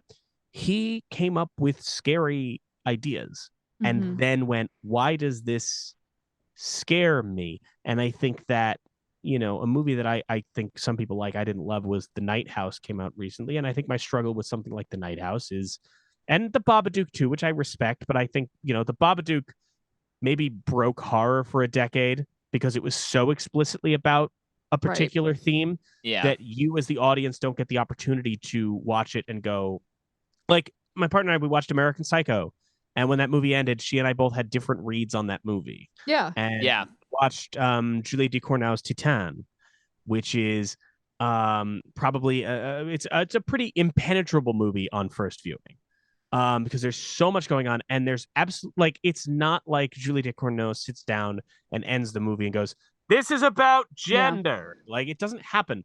I still can't fully tell you why she gets impregnated by a car. It rules, And it's because she fucked the car. Come on. I know Do you that. not know I about know, the birds and the bees? No, Tom, I took health class. I remember that. We covered that. But you know what I'm saying? Like, I think that, and maybe to a degree, and I'm not trying to drag New Nightmare. I like New Nightmare. But the reason why it's not my number one, the reason why New Nightmare is my number 3 behind Dream Warriors, and then the original is number 1, is because the original Nightmare on Elm Street, Craven talked about how it came from, well, he saw a guy outside his window and it creeped him out. Right. And he heard about sleep paralysis and this and that. And then kind of interrogated, like, well, these things are scary to me. Why? Rather than necessarily starting from a place of like, these are ideas I want to explore. And I think that modern horror, if it has a problem, is everybody seems to be starting from, these are ideas I want to explore. Whereas, I don't know, I prefer, like I said, I prefer Mary Harron with American Psycho kind of going, okay, these are the images I'm given. This is the story I'm given. What's going on under the surface here? Well, remember when that Black Christmas remake came out a few years ago, and people tried to cancel Joe Bob because he said it sucked? Back in the day, people would, horror directors would work from a story, and then the themes would follow. They weren't starting from the theme. They cared more about entertaining their audience, because the themes will come. Any good writing, the themes will come. And he's like, I knew Bob Clark. He was not making a movie about misogyny and the way women are treated on college campuses and all this stuff. That just came out of the story he was telling, this story that worked its way into his brain. And the reality it was rooted in. Yeah. And in 2018 or 19, whatever the fuck that fucking piece of shit movie came out, all that movie was trying to do was preach to the choir. It was not worried about entertaining the audience. It's inept as a slasher movie. It's just inept completely. It's insane how inept it is, because its only goal is to be a Twitter thread, but filmed for 90 minutes. You guys mentioned Barbarian earlier, right? Now you guys have seen Barbarian, I think. Yes. Yeah. One of the advantages that movie has, and why I think it has clicked so well, is the fact that it does not go out of it. It is a movie that is inherently about, amongst many other things, it is inherently about how society treats women and how women are treated differently. But it never tries to speak to me and go, you need to understand that XYZ. Instead, it understands that, like, yes, because I'm speaking to lived experiences, there are different people in this audience who are going to connect to it in different ways, rather than necessarily make sure that every single person in the crowd leaves with the exact same idea, because not everybody is scared by the same thing. Not everybody's affected by the same thing. Again, like I said, she and I watched American Psycho, had very different reads on it, because obviously I have known guys like that in my life. And as she said, I've dated guys like that, and Jesus Christ. And, that's a different perspective there and all that. And another movie that I think is very much about, like, oh my God, the nightmares we swept under the rugs in the 80s. Right. What is it? That movie straight up, and not to bring it back to that, but that movie, American Psycho, straight up ends with Iran-Contra. That's literally the end of the movie. That's right, Which thrilled my partner, because she loves nothing more than when I get an opportunity to yell about Iran-Contra, a thing she was not alive for, and also did not have any relatives here when that happened, so has no frame of reference for. She loves it. Loves hearing about Fawn Hall. It's her favorite thing. Well, no, I mean, with Barbarian, I mean, the thing that I think about the most that I loved about it is I walked out of the theater and I was just like, that was so fun. Like, I was entertained. And there is an element to movies, especially when you're in a specific genre, where, I would like to be entertained. Hey, Tar's right up there at the top of my list of this year. I love it. I do think it is entertaining. That's a different type of movie. Yeah. But with horror, you do need to think about your audience, because horror is literally about a visceral experience, and you're supposed to create an actual reaction from someone. So if you're not like taking stock of that, or you're too worried about themes, then it's probably not the genre for you. And there can be depth to it. Like, if folks check it out, we did this past season, our podcast, we talked about Meshes of the Afternoon, the Maya Deren film, which is a movie I adore. And Tom, I think, really came to enjoy as well. But in our episode, we talked a lot comparing it to Un Chien Andalou, which is the Salvador Dali film. Salvador Dali and Louis Buñuel. And one of the contrasts we kind of raised is Dali with Un Chien Andalou is just being provocative, right? Our guest, Dr. Sabina Stent, was very good about pointing out, like, the stuff that's happening in Un Chien Andalou is just like you watch a razor blade cut open an eye. Why? Because, well, it's about assaulting the eyes. Well, a guy's got ants in his hands. Why? It's a masturbation joke, whatever. You go to what Maya Deren is doing in Meshes of the Afternoon, one of these formative surrealist films, and it's very abstract, and it is a horror film in a lot of senses. There's some disturbing imagery. It's something Tom brought up a lot in that, and the influence that Maya Deren has on a Wes Craven or a John Carpenter. But you can watch Meshes of the Afternoon and come away with different reads each time, because it's trying to evoke something out of the audience. And I think that the best horror is something that is evocative rather than necessarily illustrative, if that makes sense. You know? Yeah. And I think that's when Craven's at his best, that's what he's doing. So basically, you're saying the difference between Un Chien Andalou and Meshes of the Afternoon is the difference between a Terrifier and a New Nightmare. I guess it's just, like I said, it's just. Well, I think it's about the didactism. Yeah. So I think the long and short of it is, too many horror movies these days are too didactic and aren't letting the audience come to the messages themselves. And I think the movies that are working the best are the ones that are just letting the movie be, and whether they're appreciated upon their time at the moment, like A Barbarian, or they're pissing people off so hard that they're running their heads into walls, like Halloween Ends. Let's go. when Halloween Ends is doing everything we say we want these movies to do, but sometimes that pisses people off, because when you're 13 movies into a franchise, almost kind of like the 7th movie in this franchise, once you start doing shit that's different, you're starting to piss people off. Yeah. Even if you're good. So like I said, I wish I could have seen this movie in '94 with, the rabid fucking neckbeards who are like, yeah, Freddy's gonna kill some fucking kids again, man. Yeah. And it would be like, and just watching them, just their faces slowly just drop of like, what? He's talking about fucking Hansel and Gretel? Like, what the fuck is this, man? Like, Freddy's an ancient, like, Sumerian demon? I'm like, motherfucker. It is worth noting, though, that I'm sure there were plenty of people like that, but the movie was generally well reviewed when it came out.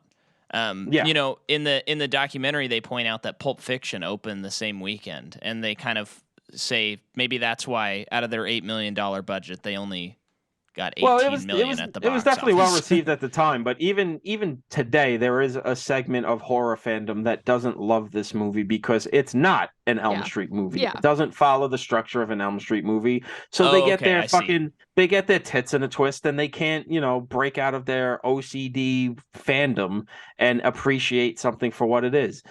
Something we're seeing with Halloween Ends. I'm going to keep harping on that shit because I'm on the right side of history, folks. I'm on the right side of history. And we're there with you. Yeah. I was that movie was so fun to watch. It took us a couple weeks to get around to it. But by that time, all I was seeing was people saying, "This is not a Halloween movie. This is a Corey Cunningham movie." And we won't give anything away. Yeah, to you, but let Mike, me just say, guys, it's been months. Twitter has given everything away. Well, I won't be the one though. But I'll just say, when it comes to Halloween Ends, like there's the horror movie Civil War happening right now. And I'm like one of the people settling California. I'm just way on the other side. Just going, I'm sorry, what's going on over there? It's cool. Oh, that sounds interesting. I'm going to go watch Vita Vicron. You guys have fun. I just loved sitting in the theater and actually just feeling that feeling where I'm like, I am so on the level of this movie. But I also know that there's a lot of people that don't like this. Once the pre-credit sequence hit and then it cuts to the titles, I was like, oh, people are gonna be so fucking mad at this Yeah. movie. They're gonna be so and he's calling his shot too. He opens it with the Halloween Season of the Witch font. Right. So he's just like, I know you fucking dickheads are gonna get mad about this. I don't give a fuck. Right. I'm making my movie, bitch. Let's talk about New Nightmare because I feel like we have a lot we could talk about with New Nightmare. I mean, let me just hit real quick because I like to hit the cinematography is Mark Irwin, who did Scanners and The Fly, and then the music is J. Peter Robinson, who did Wayne's World, Todd McFarlane's Spawn, and The Bank Job. Comes out October 14th, 1994. $8 million budget, makes $18 million. Now let's just dive into the movie, right? Cool. Because the cast, I realized we've covered all these people. Largely, yeah. For the most part. Yeah. So, I mean, and we're already at an hour and a half, so I don't think we have to go chronologically. I think we can just hit the highlights and the themes, you know? I had a question for everyone. Yeah. So, this is my first time seeing this one. This one is definitely the scariest one to me. Mm-hmm. I don't know how you guys feel in terms of like actual scariness. It does not scare me, this one. I like it and I respect it. It doesn't scare me. I think partly because it is doing the metatextual thing, so I do kind of get pulled out of it a bit more. The original one scares me the most. I think that there's something to the practical effects that will always scare me more. Like, this one is doing some early CGI stuff, especially with the glove coming up through the seat, which is very jarring. Whereas when it comes to practical effects in horror, even when they're wrong, they're right. Yeah. Because it doesn't look exactly how it's supposed to look. Like, there's the same reason like claymation or stop motion animation is always unsettling because the movements aren't quite right. With Nightmare on Elm Street 1, the scene when he's walking down the alleyway and his arms stretch still scares me to this day. It scared me when I was 5 years old. It scares me to this day. Dream Warriors with the puppeteering veins. Yeah. The practical effects hit me more. This one does not. I think in part because this has this by acknowledging so much of the artifice of horror filmmaking doesn't scare me as much. The same way that like we obviously when we were here talking about Scream, I think because Scream is so meta, while I enjoy the movie and I enjoy the moves it makes, I enjoy watching it, it doesn't scare me so much as it feels like an Agatha Christie kind of murder mystery. Yeah. And the only time that a Scream movie has done something that scared me in a way was the I never said it was your closet thing in Scream 4, because that's the first time my brain kind of went like, oh, you could do that? Like, that kind of breaks the rules. And I think that maybe New Nightmare doesn't scare me in part because like it is so, I don't know, its metatextual style invites me to kind of sit back and examine it in the same way that like to bring it back to 8.5, like Guido Anselmi's relationships don't affect me because I'm like, that's not a real person. Yeah. None of this is real. So I can't get invested in it in a way. Whereas like, and that's, I think, one of the things with this movie that maybe I lose it a little bit is like, as it starts to, when it begins and we're looking at Heather Langenkamp and we're dealing with the earthquakes and the stalker calls and all that and the stuff that really happened in her life and all of that, I can maybe ride with the Lord. Once her husband dies and I'm sitting back and go like, well, I know now we're just taking a departure where I kind of like, it becomes a little harder for me to invest because it doesn't, I don't know. I guess my thing is like that. That's why I don't get scared by this one as much, because I think that its abstractness kind of invites me to view it more as a text rather than lose myself in its reality. Well, all right. For me, not to be like that guy, but I talk about this, Mike, all the time. Horror movies don't scare me. I watch them for the entertainment value and almost academically, like watching them to see how they affect other people. I think this would be more effective for us, even though I know you said it was very scary for you, but not very I think it would scary. be more scary. For people to know, I think most of these movies are just hilarious, and I'm like, have not been scared by them at any point. I just love watching Freddy kill people, and he's just a fun guy. I just think with this one, I think because of the meta stuff, it almost felt like anything goes. I genuinely don't know what's happening. I think there would be an element. Mike's view of this might change if and when he becomes a parent. I think it's a lot of parent stuff in this movie. But there was one scene that did actually kind of got under my skin a little bit, and it's nothing to do with supernatural stuff. It's when the doctor is about to commit Heather against her will. Like, oh well, we're gonna put your kid in foster care, and we're gonna until we run all these tests on you and make sure you're okay. I'm like, oh, I don't like that one bit. Like false imprisonment just fucks me up. I don't like that shit one bit. I don't like it at all. And not in a scary sense, but in like I found the reaction so perfect for the moment when Freddy burst through the closet and Heather just freaks the fuck out. Like that's I don't know what that was. Maybe Heather's best acting moment, because that felt so real. If you're just like, I don't know if Freddy's actually coming into the real world, and then that motherfucker just pops out of the closet, she just freaks the fuck out. That's really fucking good. That's a good bit. I love that bit. Well, and so can we talk about something that really struck me was we've seen Robert Englund as Freddy Krueger for 6 movies now. Yeah. And then this movie posits that within the, however you want to stack up the world that these movies exist in, that Robert Englund plays Freddy Krueger, and that's what you saw. And then there is a real evil entity, and that is what is happening. This Freddy Krueger is coming to power.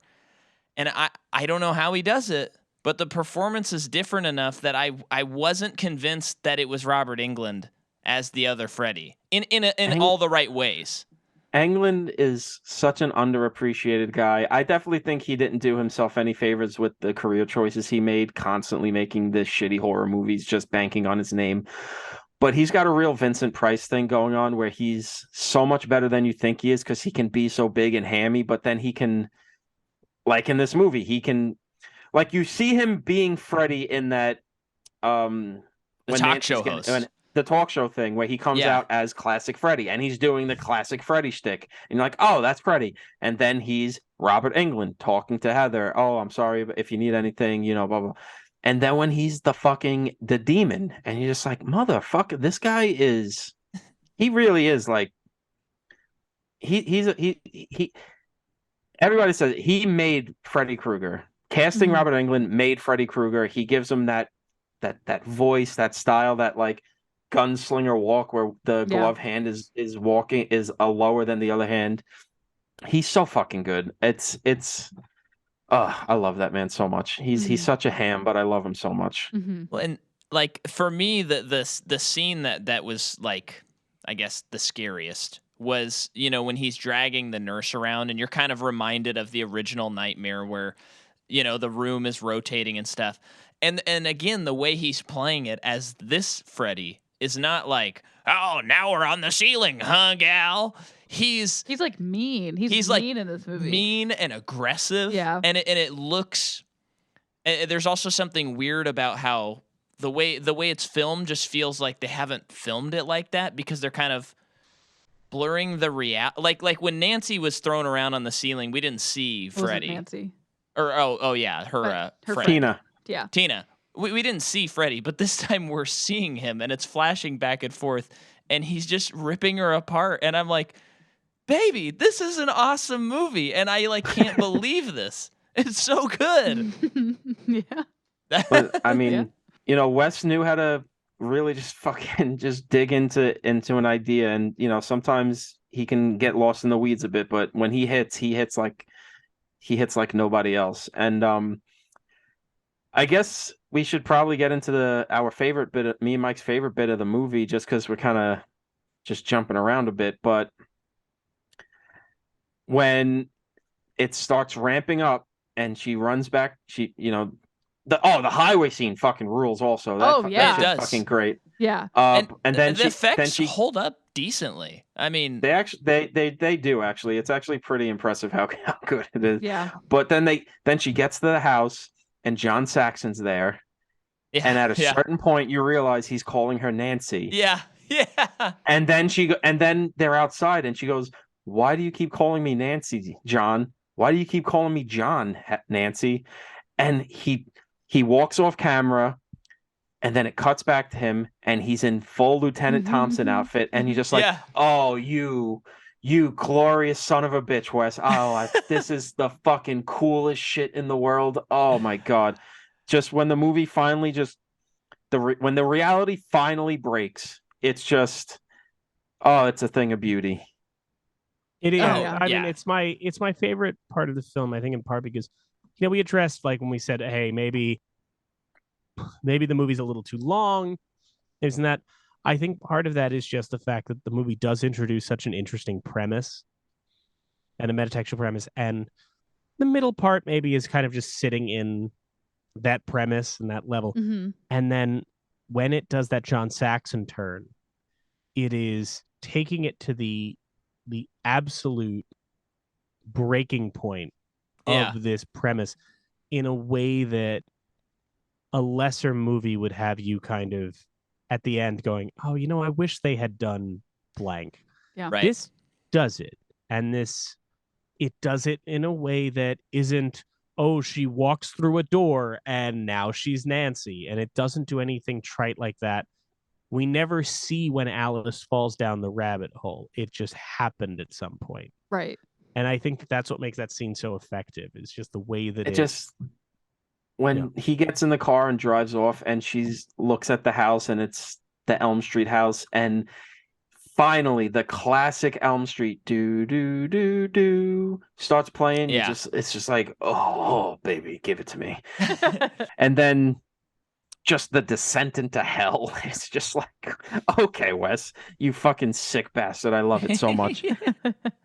And yeah, it's just so fucking cool, man. And I love those bits where like Wes's big scene where you realize he's writing the script we've been watching, Yeah. and you cut to the computer and you see the dialogue we've just seen and we're listening to, and it's like, and then it says fade to black, and then it fades to black. You're just like, oh, Yeah. so good. And then they find the script at the end, and she's reading it, and it's what we just read. It's just that perfect, just everything coming full circle thing that is just, whew. Whew. Yeah. Well, and I think that this movie, you get to compare it to Nightmare 1 because of the series, but it's the first time Wes is back. Well, and only time, fully. And I mean, for me, I haven't seen all of his movies, but I can see just like the progression of the director in these two, where it's just like, at least I just see that a lot of those rougher edges as far as the acting, and then even just the limitations of the time. Like, I can imagine the scene where Heather goes down the bed and it's like a slide. You know what I'm talking about? Yeah. And I can see what that would have looked like in the 80s, and it looks silly to me. But when I see it now, it's like that is kind of an intense, crazy moment when she's flying down there just clutching a knife and she's just screaming at the top of her lungs.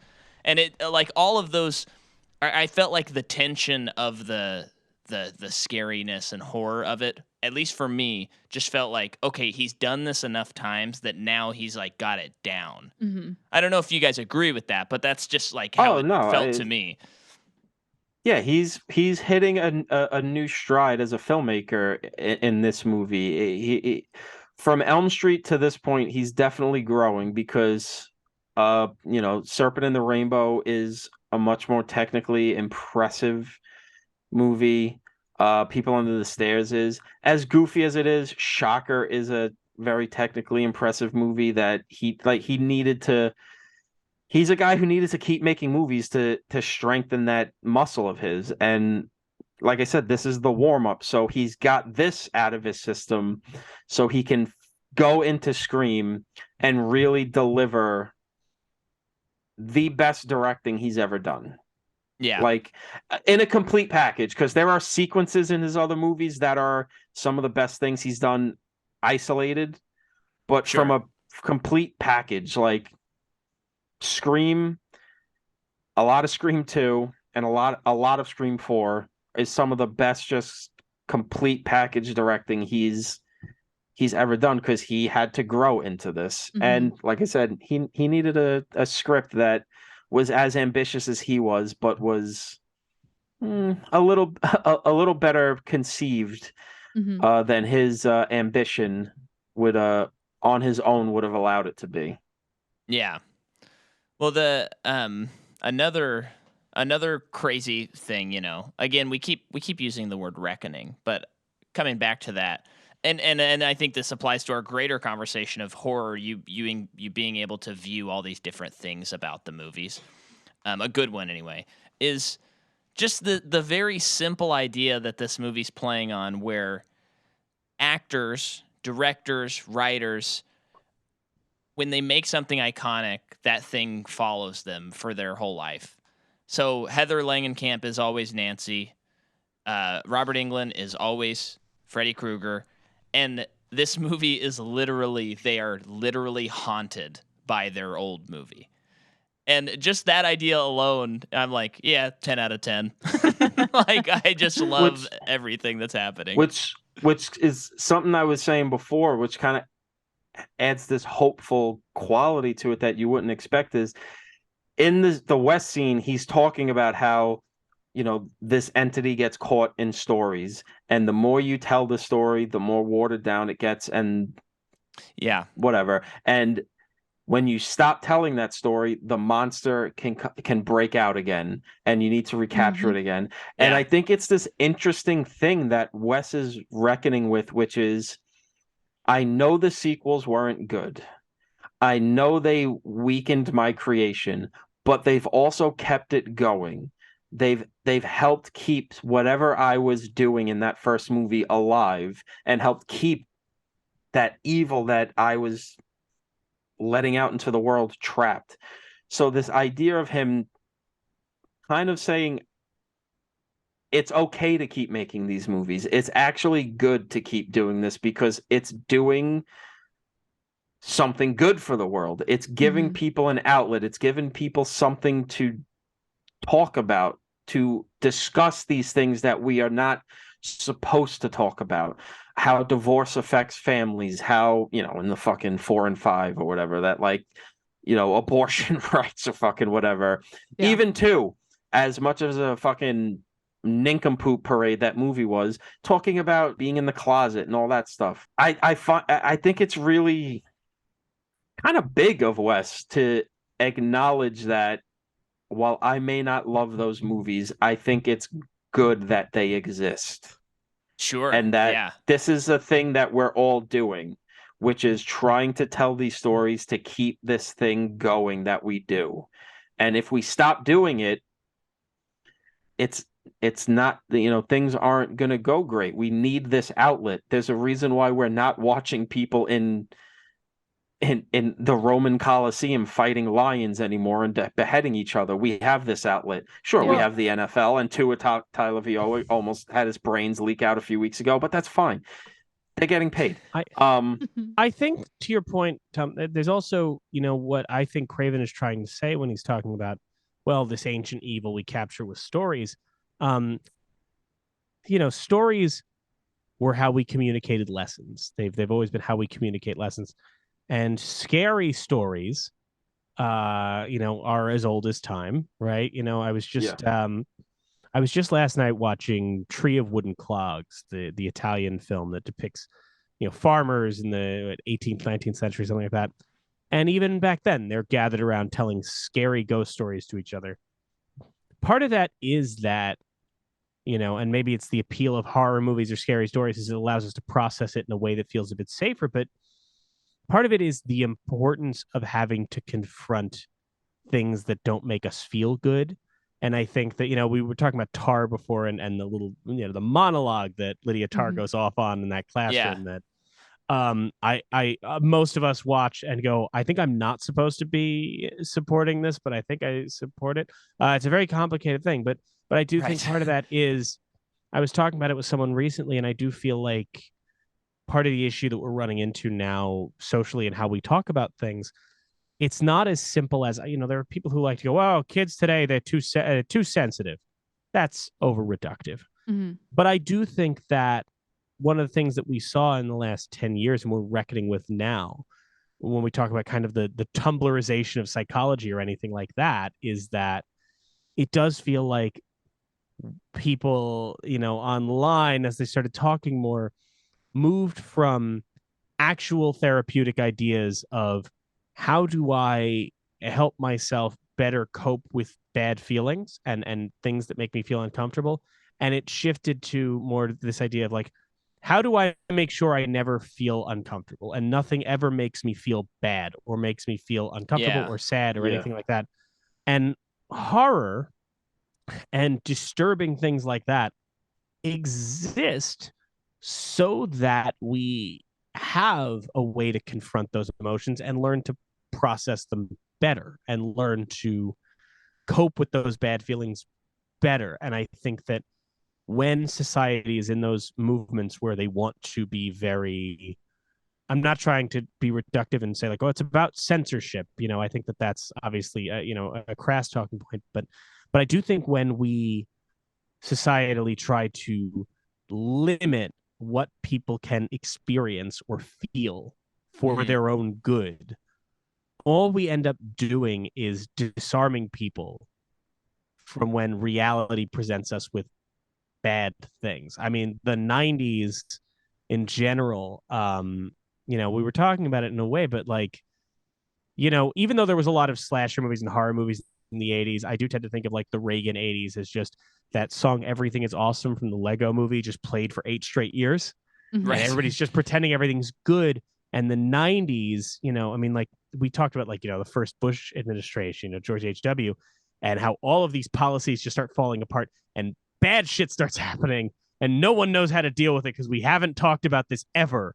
And the 90s is just chock full of things that, we suddenly have to deal with Waco and the oh my god, why am I forgetting their names? The Menendez boys and like all of these just awful things, all the way up to before we started recording, I was talking about Gus Van Sant's Elephant and how for like 6 years after Columbine happens, like so many artists are like, I guess I have to try and figure out what that was about, and mostly doing it terribly. But I do think that part of that is like, as when you remove people's ability to confront bad feelings or to confront evil or to process evil, it doesn't take evil out of the world. It just takes away our ability to deal with it. There's something about how much the film likes to repeat to Heather Langenkamp, like, you don't let him watch those movies, do you? You don't let him watch those scary movies, do you? And then ultimately it resolves with Heather sitting with her son and reading him the story. Mm-hmm. Because the entire thing is, 5-year-old kids should not be watching something as bloody as Nightmare on Elm Street or any of these things. But it is the idea of like, if it is delivered right, and if the story is communicated well, and if it is done with, parental oversight and community support, this is how we process bad things. This is how we process the evil so it does not surprise us quite as much, or it doesn't have quite as much of a traumatic impact on us as it would if we lived in sort of blissful ignorance of the bad things. Mm-hmm. Yeah. I mean, she beats Freddy in the end because she accepts that she made this movie 10 years ago and that she has to embrace her inner Nancy. She can't ignore the movie. She can't ignore the story. She has to acknowledge that I've dealt with this before in an artistic way, so I'm going to use this in a real way. All very much like what Mike's saying. I think, again, a lot of ideas in this movie, which makes it, almost 2 hours we've been talking about it. Yeah. Give or take a few Terrifier rants. We're at the length of the movie right now. There's a lot to talk about in terms of the movie itself, in terms of its place in history, real life history and the history of cinema and all of that.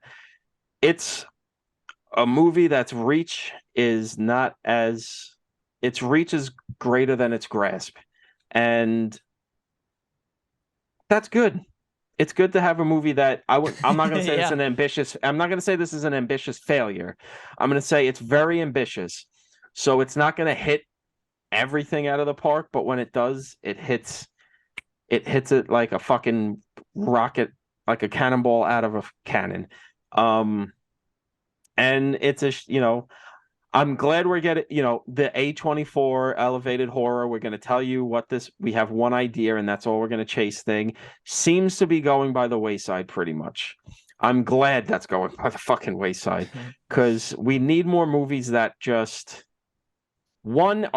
just basically just trying to entertain us. Yeah. You need to start from a place of entertainment. And that's what Wes did. For as academic as he is and as academic as this movie is, he wants to entertain you. This is a blockbuster popcorn, fucking as high-minded as it is, it's entertaining. I feel like if you had a crowd that was into this movie, that knew what they were getting into, when Nancy rides that chute down into hell, oh my God, the people would have been going nuts.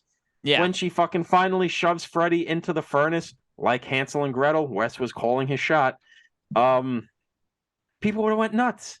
And then she's reading the script. That's pure popcorn cinema, just at its finest.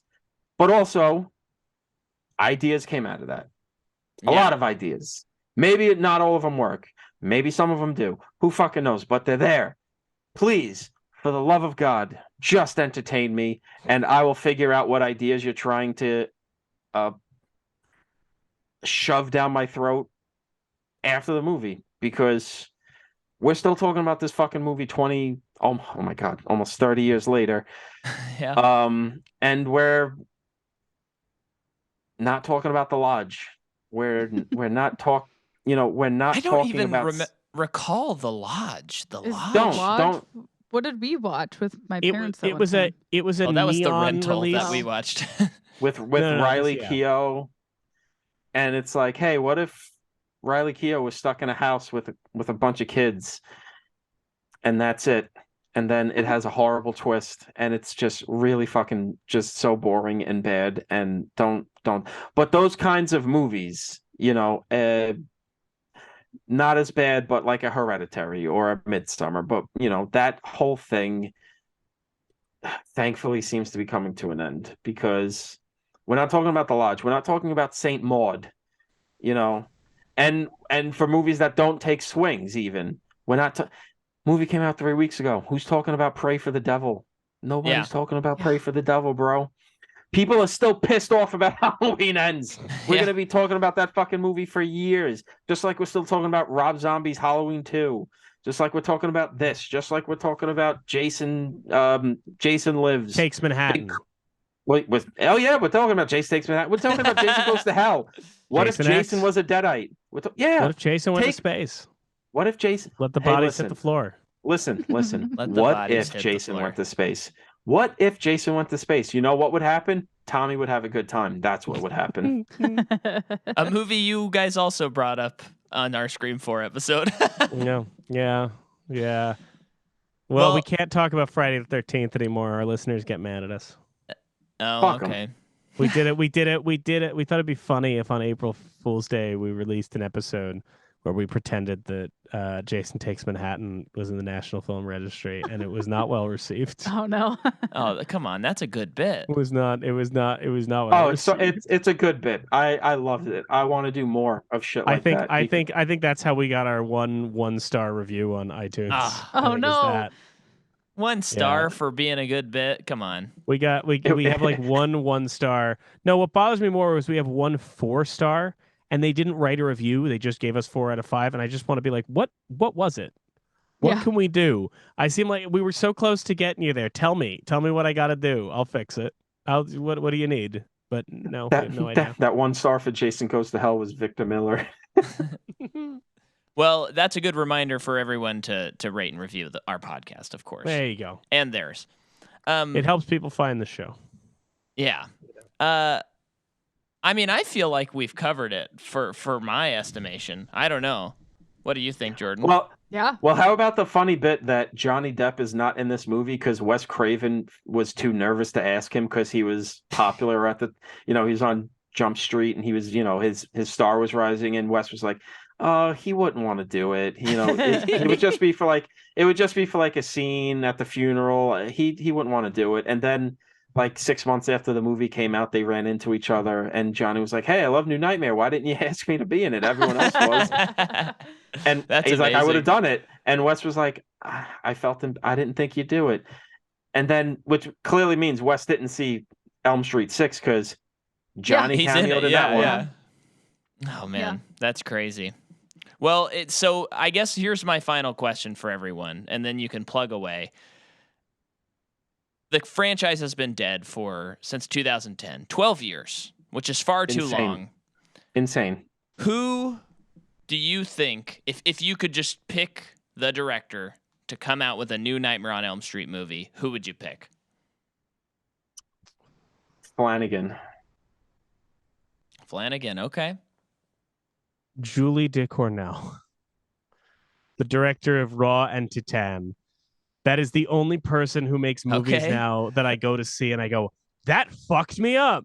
And I want so badly, because she understands visuals. She understands upsetting imagery. Is Raw the cannibalism movie that I'm too scared to watch? Yep. Yeah. Yep. And Titan is on Hulu, so check it out. Cool. Palme d'Or winner. I guess my thing with Elm Street is I think it's less about a director, and I think it's much more about the story you're telling, because I think that Elm Street is the movie that lives and dies by its story, insofar as not just plot, but like kill set pieces and all of that. And I think you have to figure out what's the new in for this character. Yeah. More so than, like, if we're talking, who should reboot Friday the 13th or Halloween or whatever, like, yeah, then we're talking a much more director-focused thing. I think it's more just a case of, how do I make this character, this Freddy Krueger thing, scary again? How do I connect it to the audience?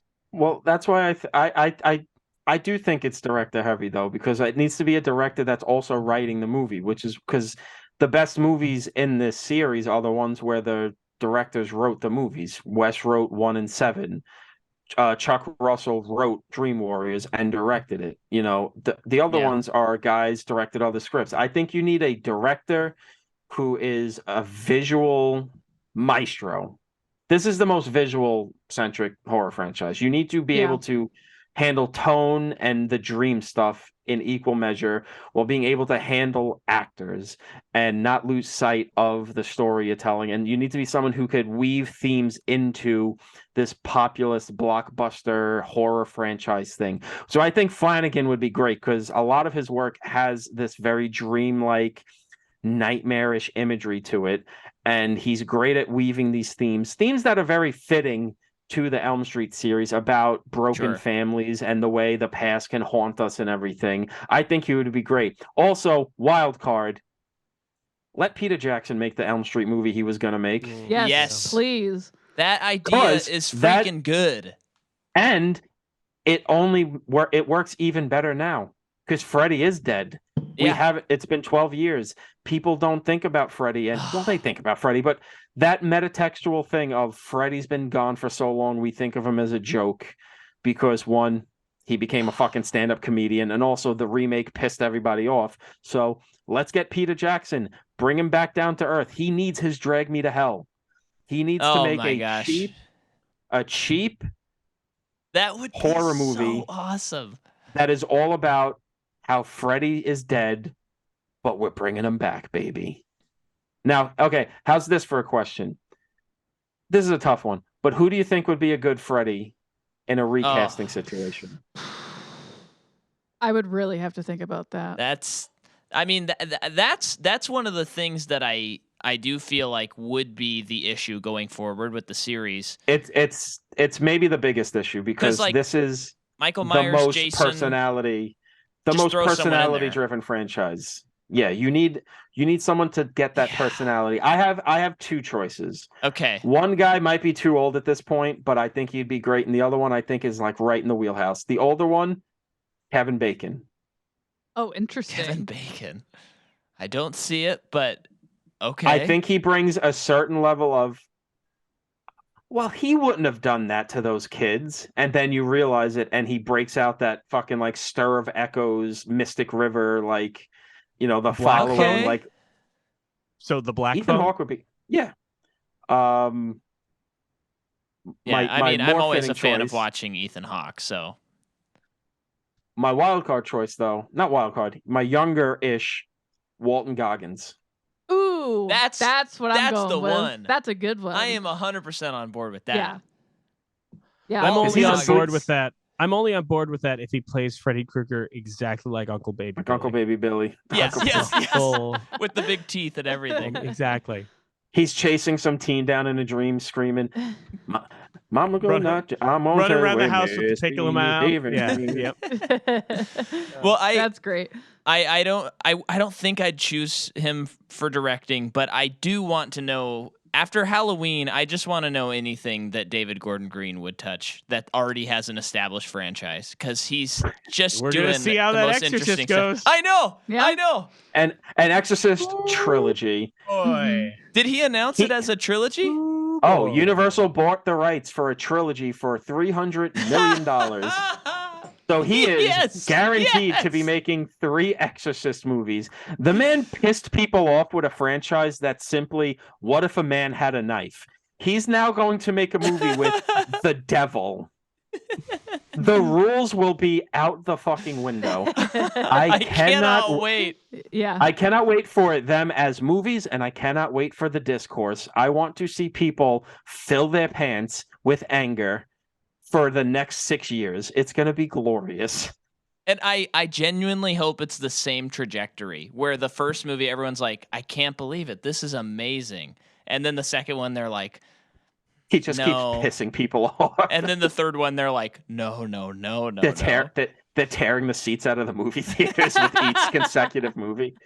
And then, that's when they announce he's going to New Line Cinema and he's doing a trilogy of Freddy Krueger movies with Walton Goggins is in Righteous Gemstones. I mean, it's right there. Yeah, it's right there. He would honestly he would kill it. They've worked together, so yeah. Get Jodie Hill in as one of the other. Just make it a Righteous Gemstones cast Elm Street movie. Honestly, I think that's a good idea. All right, well, why don't you guys tell people where they can find you and listen to more of this insanity that we all love, of course. I'm gonna add one extra little element into this, if that's okay. Oh, sure. Which is that you mentioned that we unintentionally planted our flag for New Nightmare the last time we were on. Okay. We haven't planted any flags this episode, and also it would be rude of us to plant a flag, a presumptive flag for like a major franchise. So I'm going to put this out to Tom and I that I think, in addition to us doing our plugs, I think each one of us should plant a flag for a film in a franchise, but with the caveat, a film in a franchise that you're unlikely to do anytime soon. So we're not taking any good ones away from anybody. I think we should just pick a movie that's like, you're probably never going to touch this franchise, but if you do, you better fucking have us on for this. Okay? I just want that out there. Tom, start thinking of your answer. Folks can find our podcast, You're Missing Out. It's now under the longer title, You're Missing Out, a podcast about the National Film Registry, so that people can find it easier, because SEO is a thing. But we are going through each film inducted into the National Film Registry, which is every year since 1989. The Library of Congress selects 25 films to be preserved by the Library of Congress. So your tax dollars hard at work preserving movies like Shaft, which is the best use of my tax dollars in any way possible. We're going through induction year by induction year, and we are talking about every single movie. It gives us an opportunity to talk about films that everybody has seen, like The Godfather or Star Wars, and films that most people probably haven't seen but should absolutely check out, things like Dodsworth or Pare Lorenz's The River, one of my favorite episodes of last season. We've done 2 seasons so far of the first 2 induction years. Season 3 is in kind of pre-production planning now, and we are hoping to get started on that soon. We do fun little bonuses sometimes. Every year we do our live on-air reactions to the new class of inductees for the National Film Registry, where we don't know what they are. Kyle reads them to us, and we either get very excited or don't know what it is. We talk about the Oscars every year. We do a lot of that.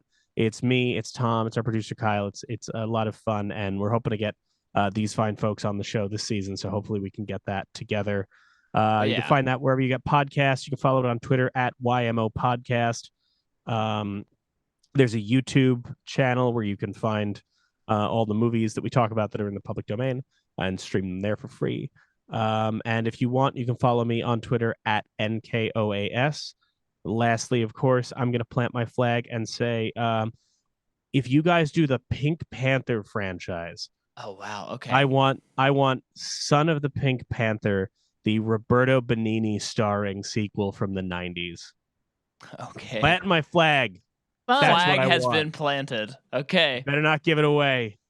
When I know you're in a rush to do not just the Pink Panther, but specifically the ones after Peter Sellers died. I know you guys are just chomping at the bit to do it. When we do a series, we do it all. I mean, we're doing the Nightmare remake. I mean, well, yeah, that's like just one example that I can think of off the top of my head, but we do it all. We don't skimp. I planted my flag. Tom? Have you guys done the Halloween movies yet? We have not. No. Obscure franchise, Tom. Come on, I'm don't not break the rules here, buddy. Don't break the rules. I didn't agree to your rules, asshole. Pick a Ghoulies movie. Pick a, go right. to, I am Ghoulies planting go to my college. flag. I am planting my flag. Halloween ends. Yeah. No, excuse me. Halloween kills. Halloween kills. Cool. Great. Okay. Awesome. Because I know I'm going to talk about all of them. Also, Ghoulies go to college. Put I know Tom I'm down going to for talk about Ghoulies go ends to in that one, but I want to talk about kills because people are fucking assholes about Halloween kills. It's amazing. We're going to talk about it. You let me know when you get to the Halloween movies, and boom, I'm there. Great. Yeah. Great. Tom, plug your socials. That was the whole point of that segment. Oh my God, plug my socials. I don't know. What is my fucking socials? I don't know. Follow me at what the fuck is my Twitter? The Gunslinger 1990? I don't know. No, that's what your is Instagram. All right, well, there's my Instagram. Isn't it Bull something? Raging Bull Raging Bull 1990. There we go. What's their letterbox name? Because you shouted that out, Micah. I think. What is it? I think it's Raging Bull. I think. BK genre guy. Okay, I think if you search Raging Bull their names, 1990s also. Yeah. Because I follow Mike on there as well, who also has some great hot takes. Well, too. that's the fun thing is if you follow my Letterboxd, you will always know what movie we're about to do on the podcast. Right. Because all of my recent viewing is themed to that. And if you follow Tom, you wouldn't know he has a podcast. Right. Because it just will be unrelated. And we'll have fun discussions where me, him, and Kyle will get in a call and a meeting and go, right, so we're all agreed that by the time we come back, we will have watched blank. And you'll see Kyle logs it and I log it. And Tom will just be like, I think I'm going to watch Child's Play again. I think I'm going to watch Enola Holmes too. And every time we kind of just have to go, he's not coming in with the. No, he didn't watch it. He's not doing it. It's fine. We'll make it work. Well, thank you both for being on here. It was a pleasure. For our listeners, I believe it's the month of December, which means on Patreon we are talking about James Cameron's Avatar, getting ready for Avatar 2. And other than that, be here next week when we talk about good old Jason and good old Freddy getting together and having a powwow. Hell Thanks yeah. for listening. Great movie. 1, 2, spooky podcast for you. 3, 4, lots of blood and gore. 5, 6, Freddy's goofy tricks. 7, 8, another deadly fate. 9, 10, never mind.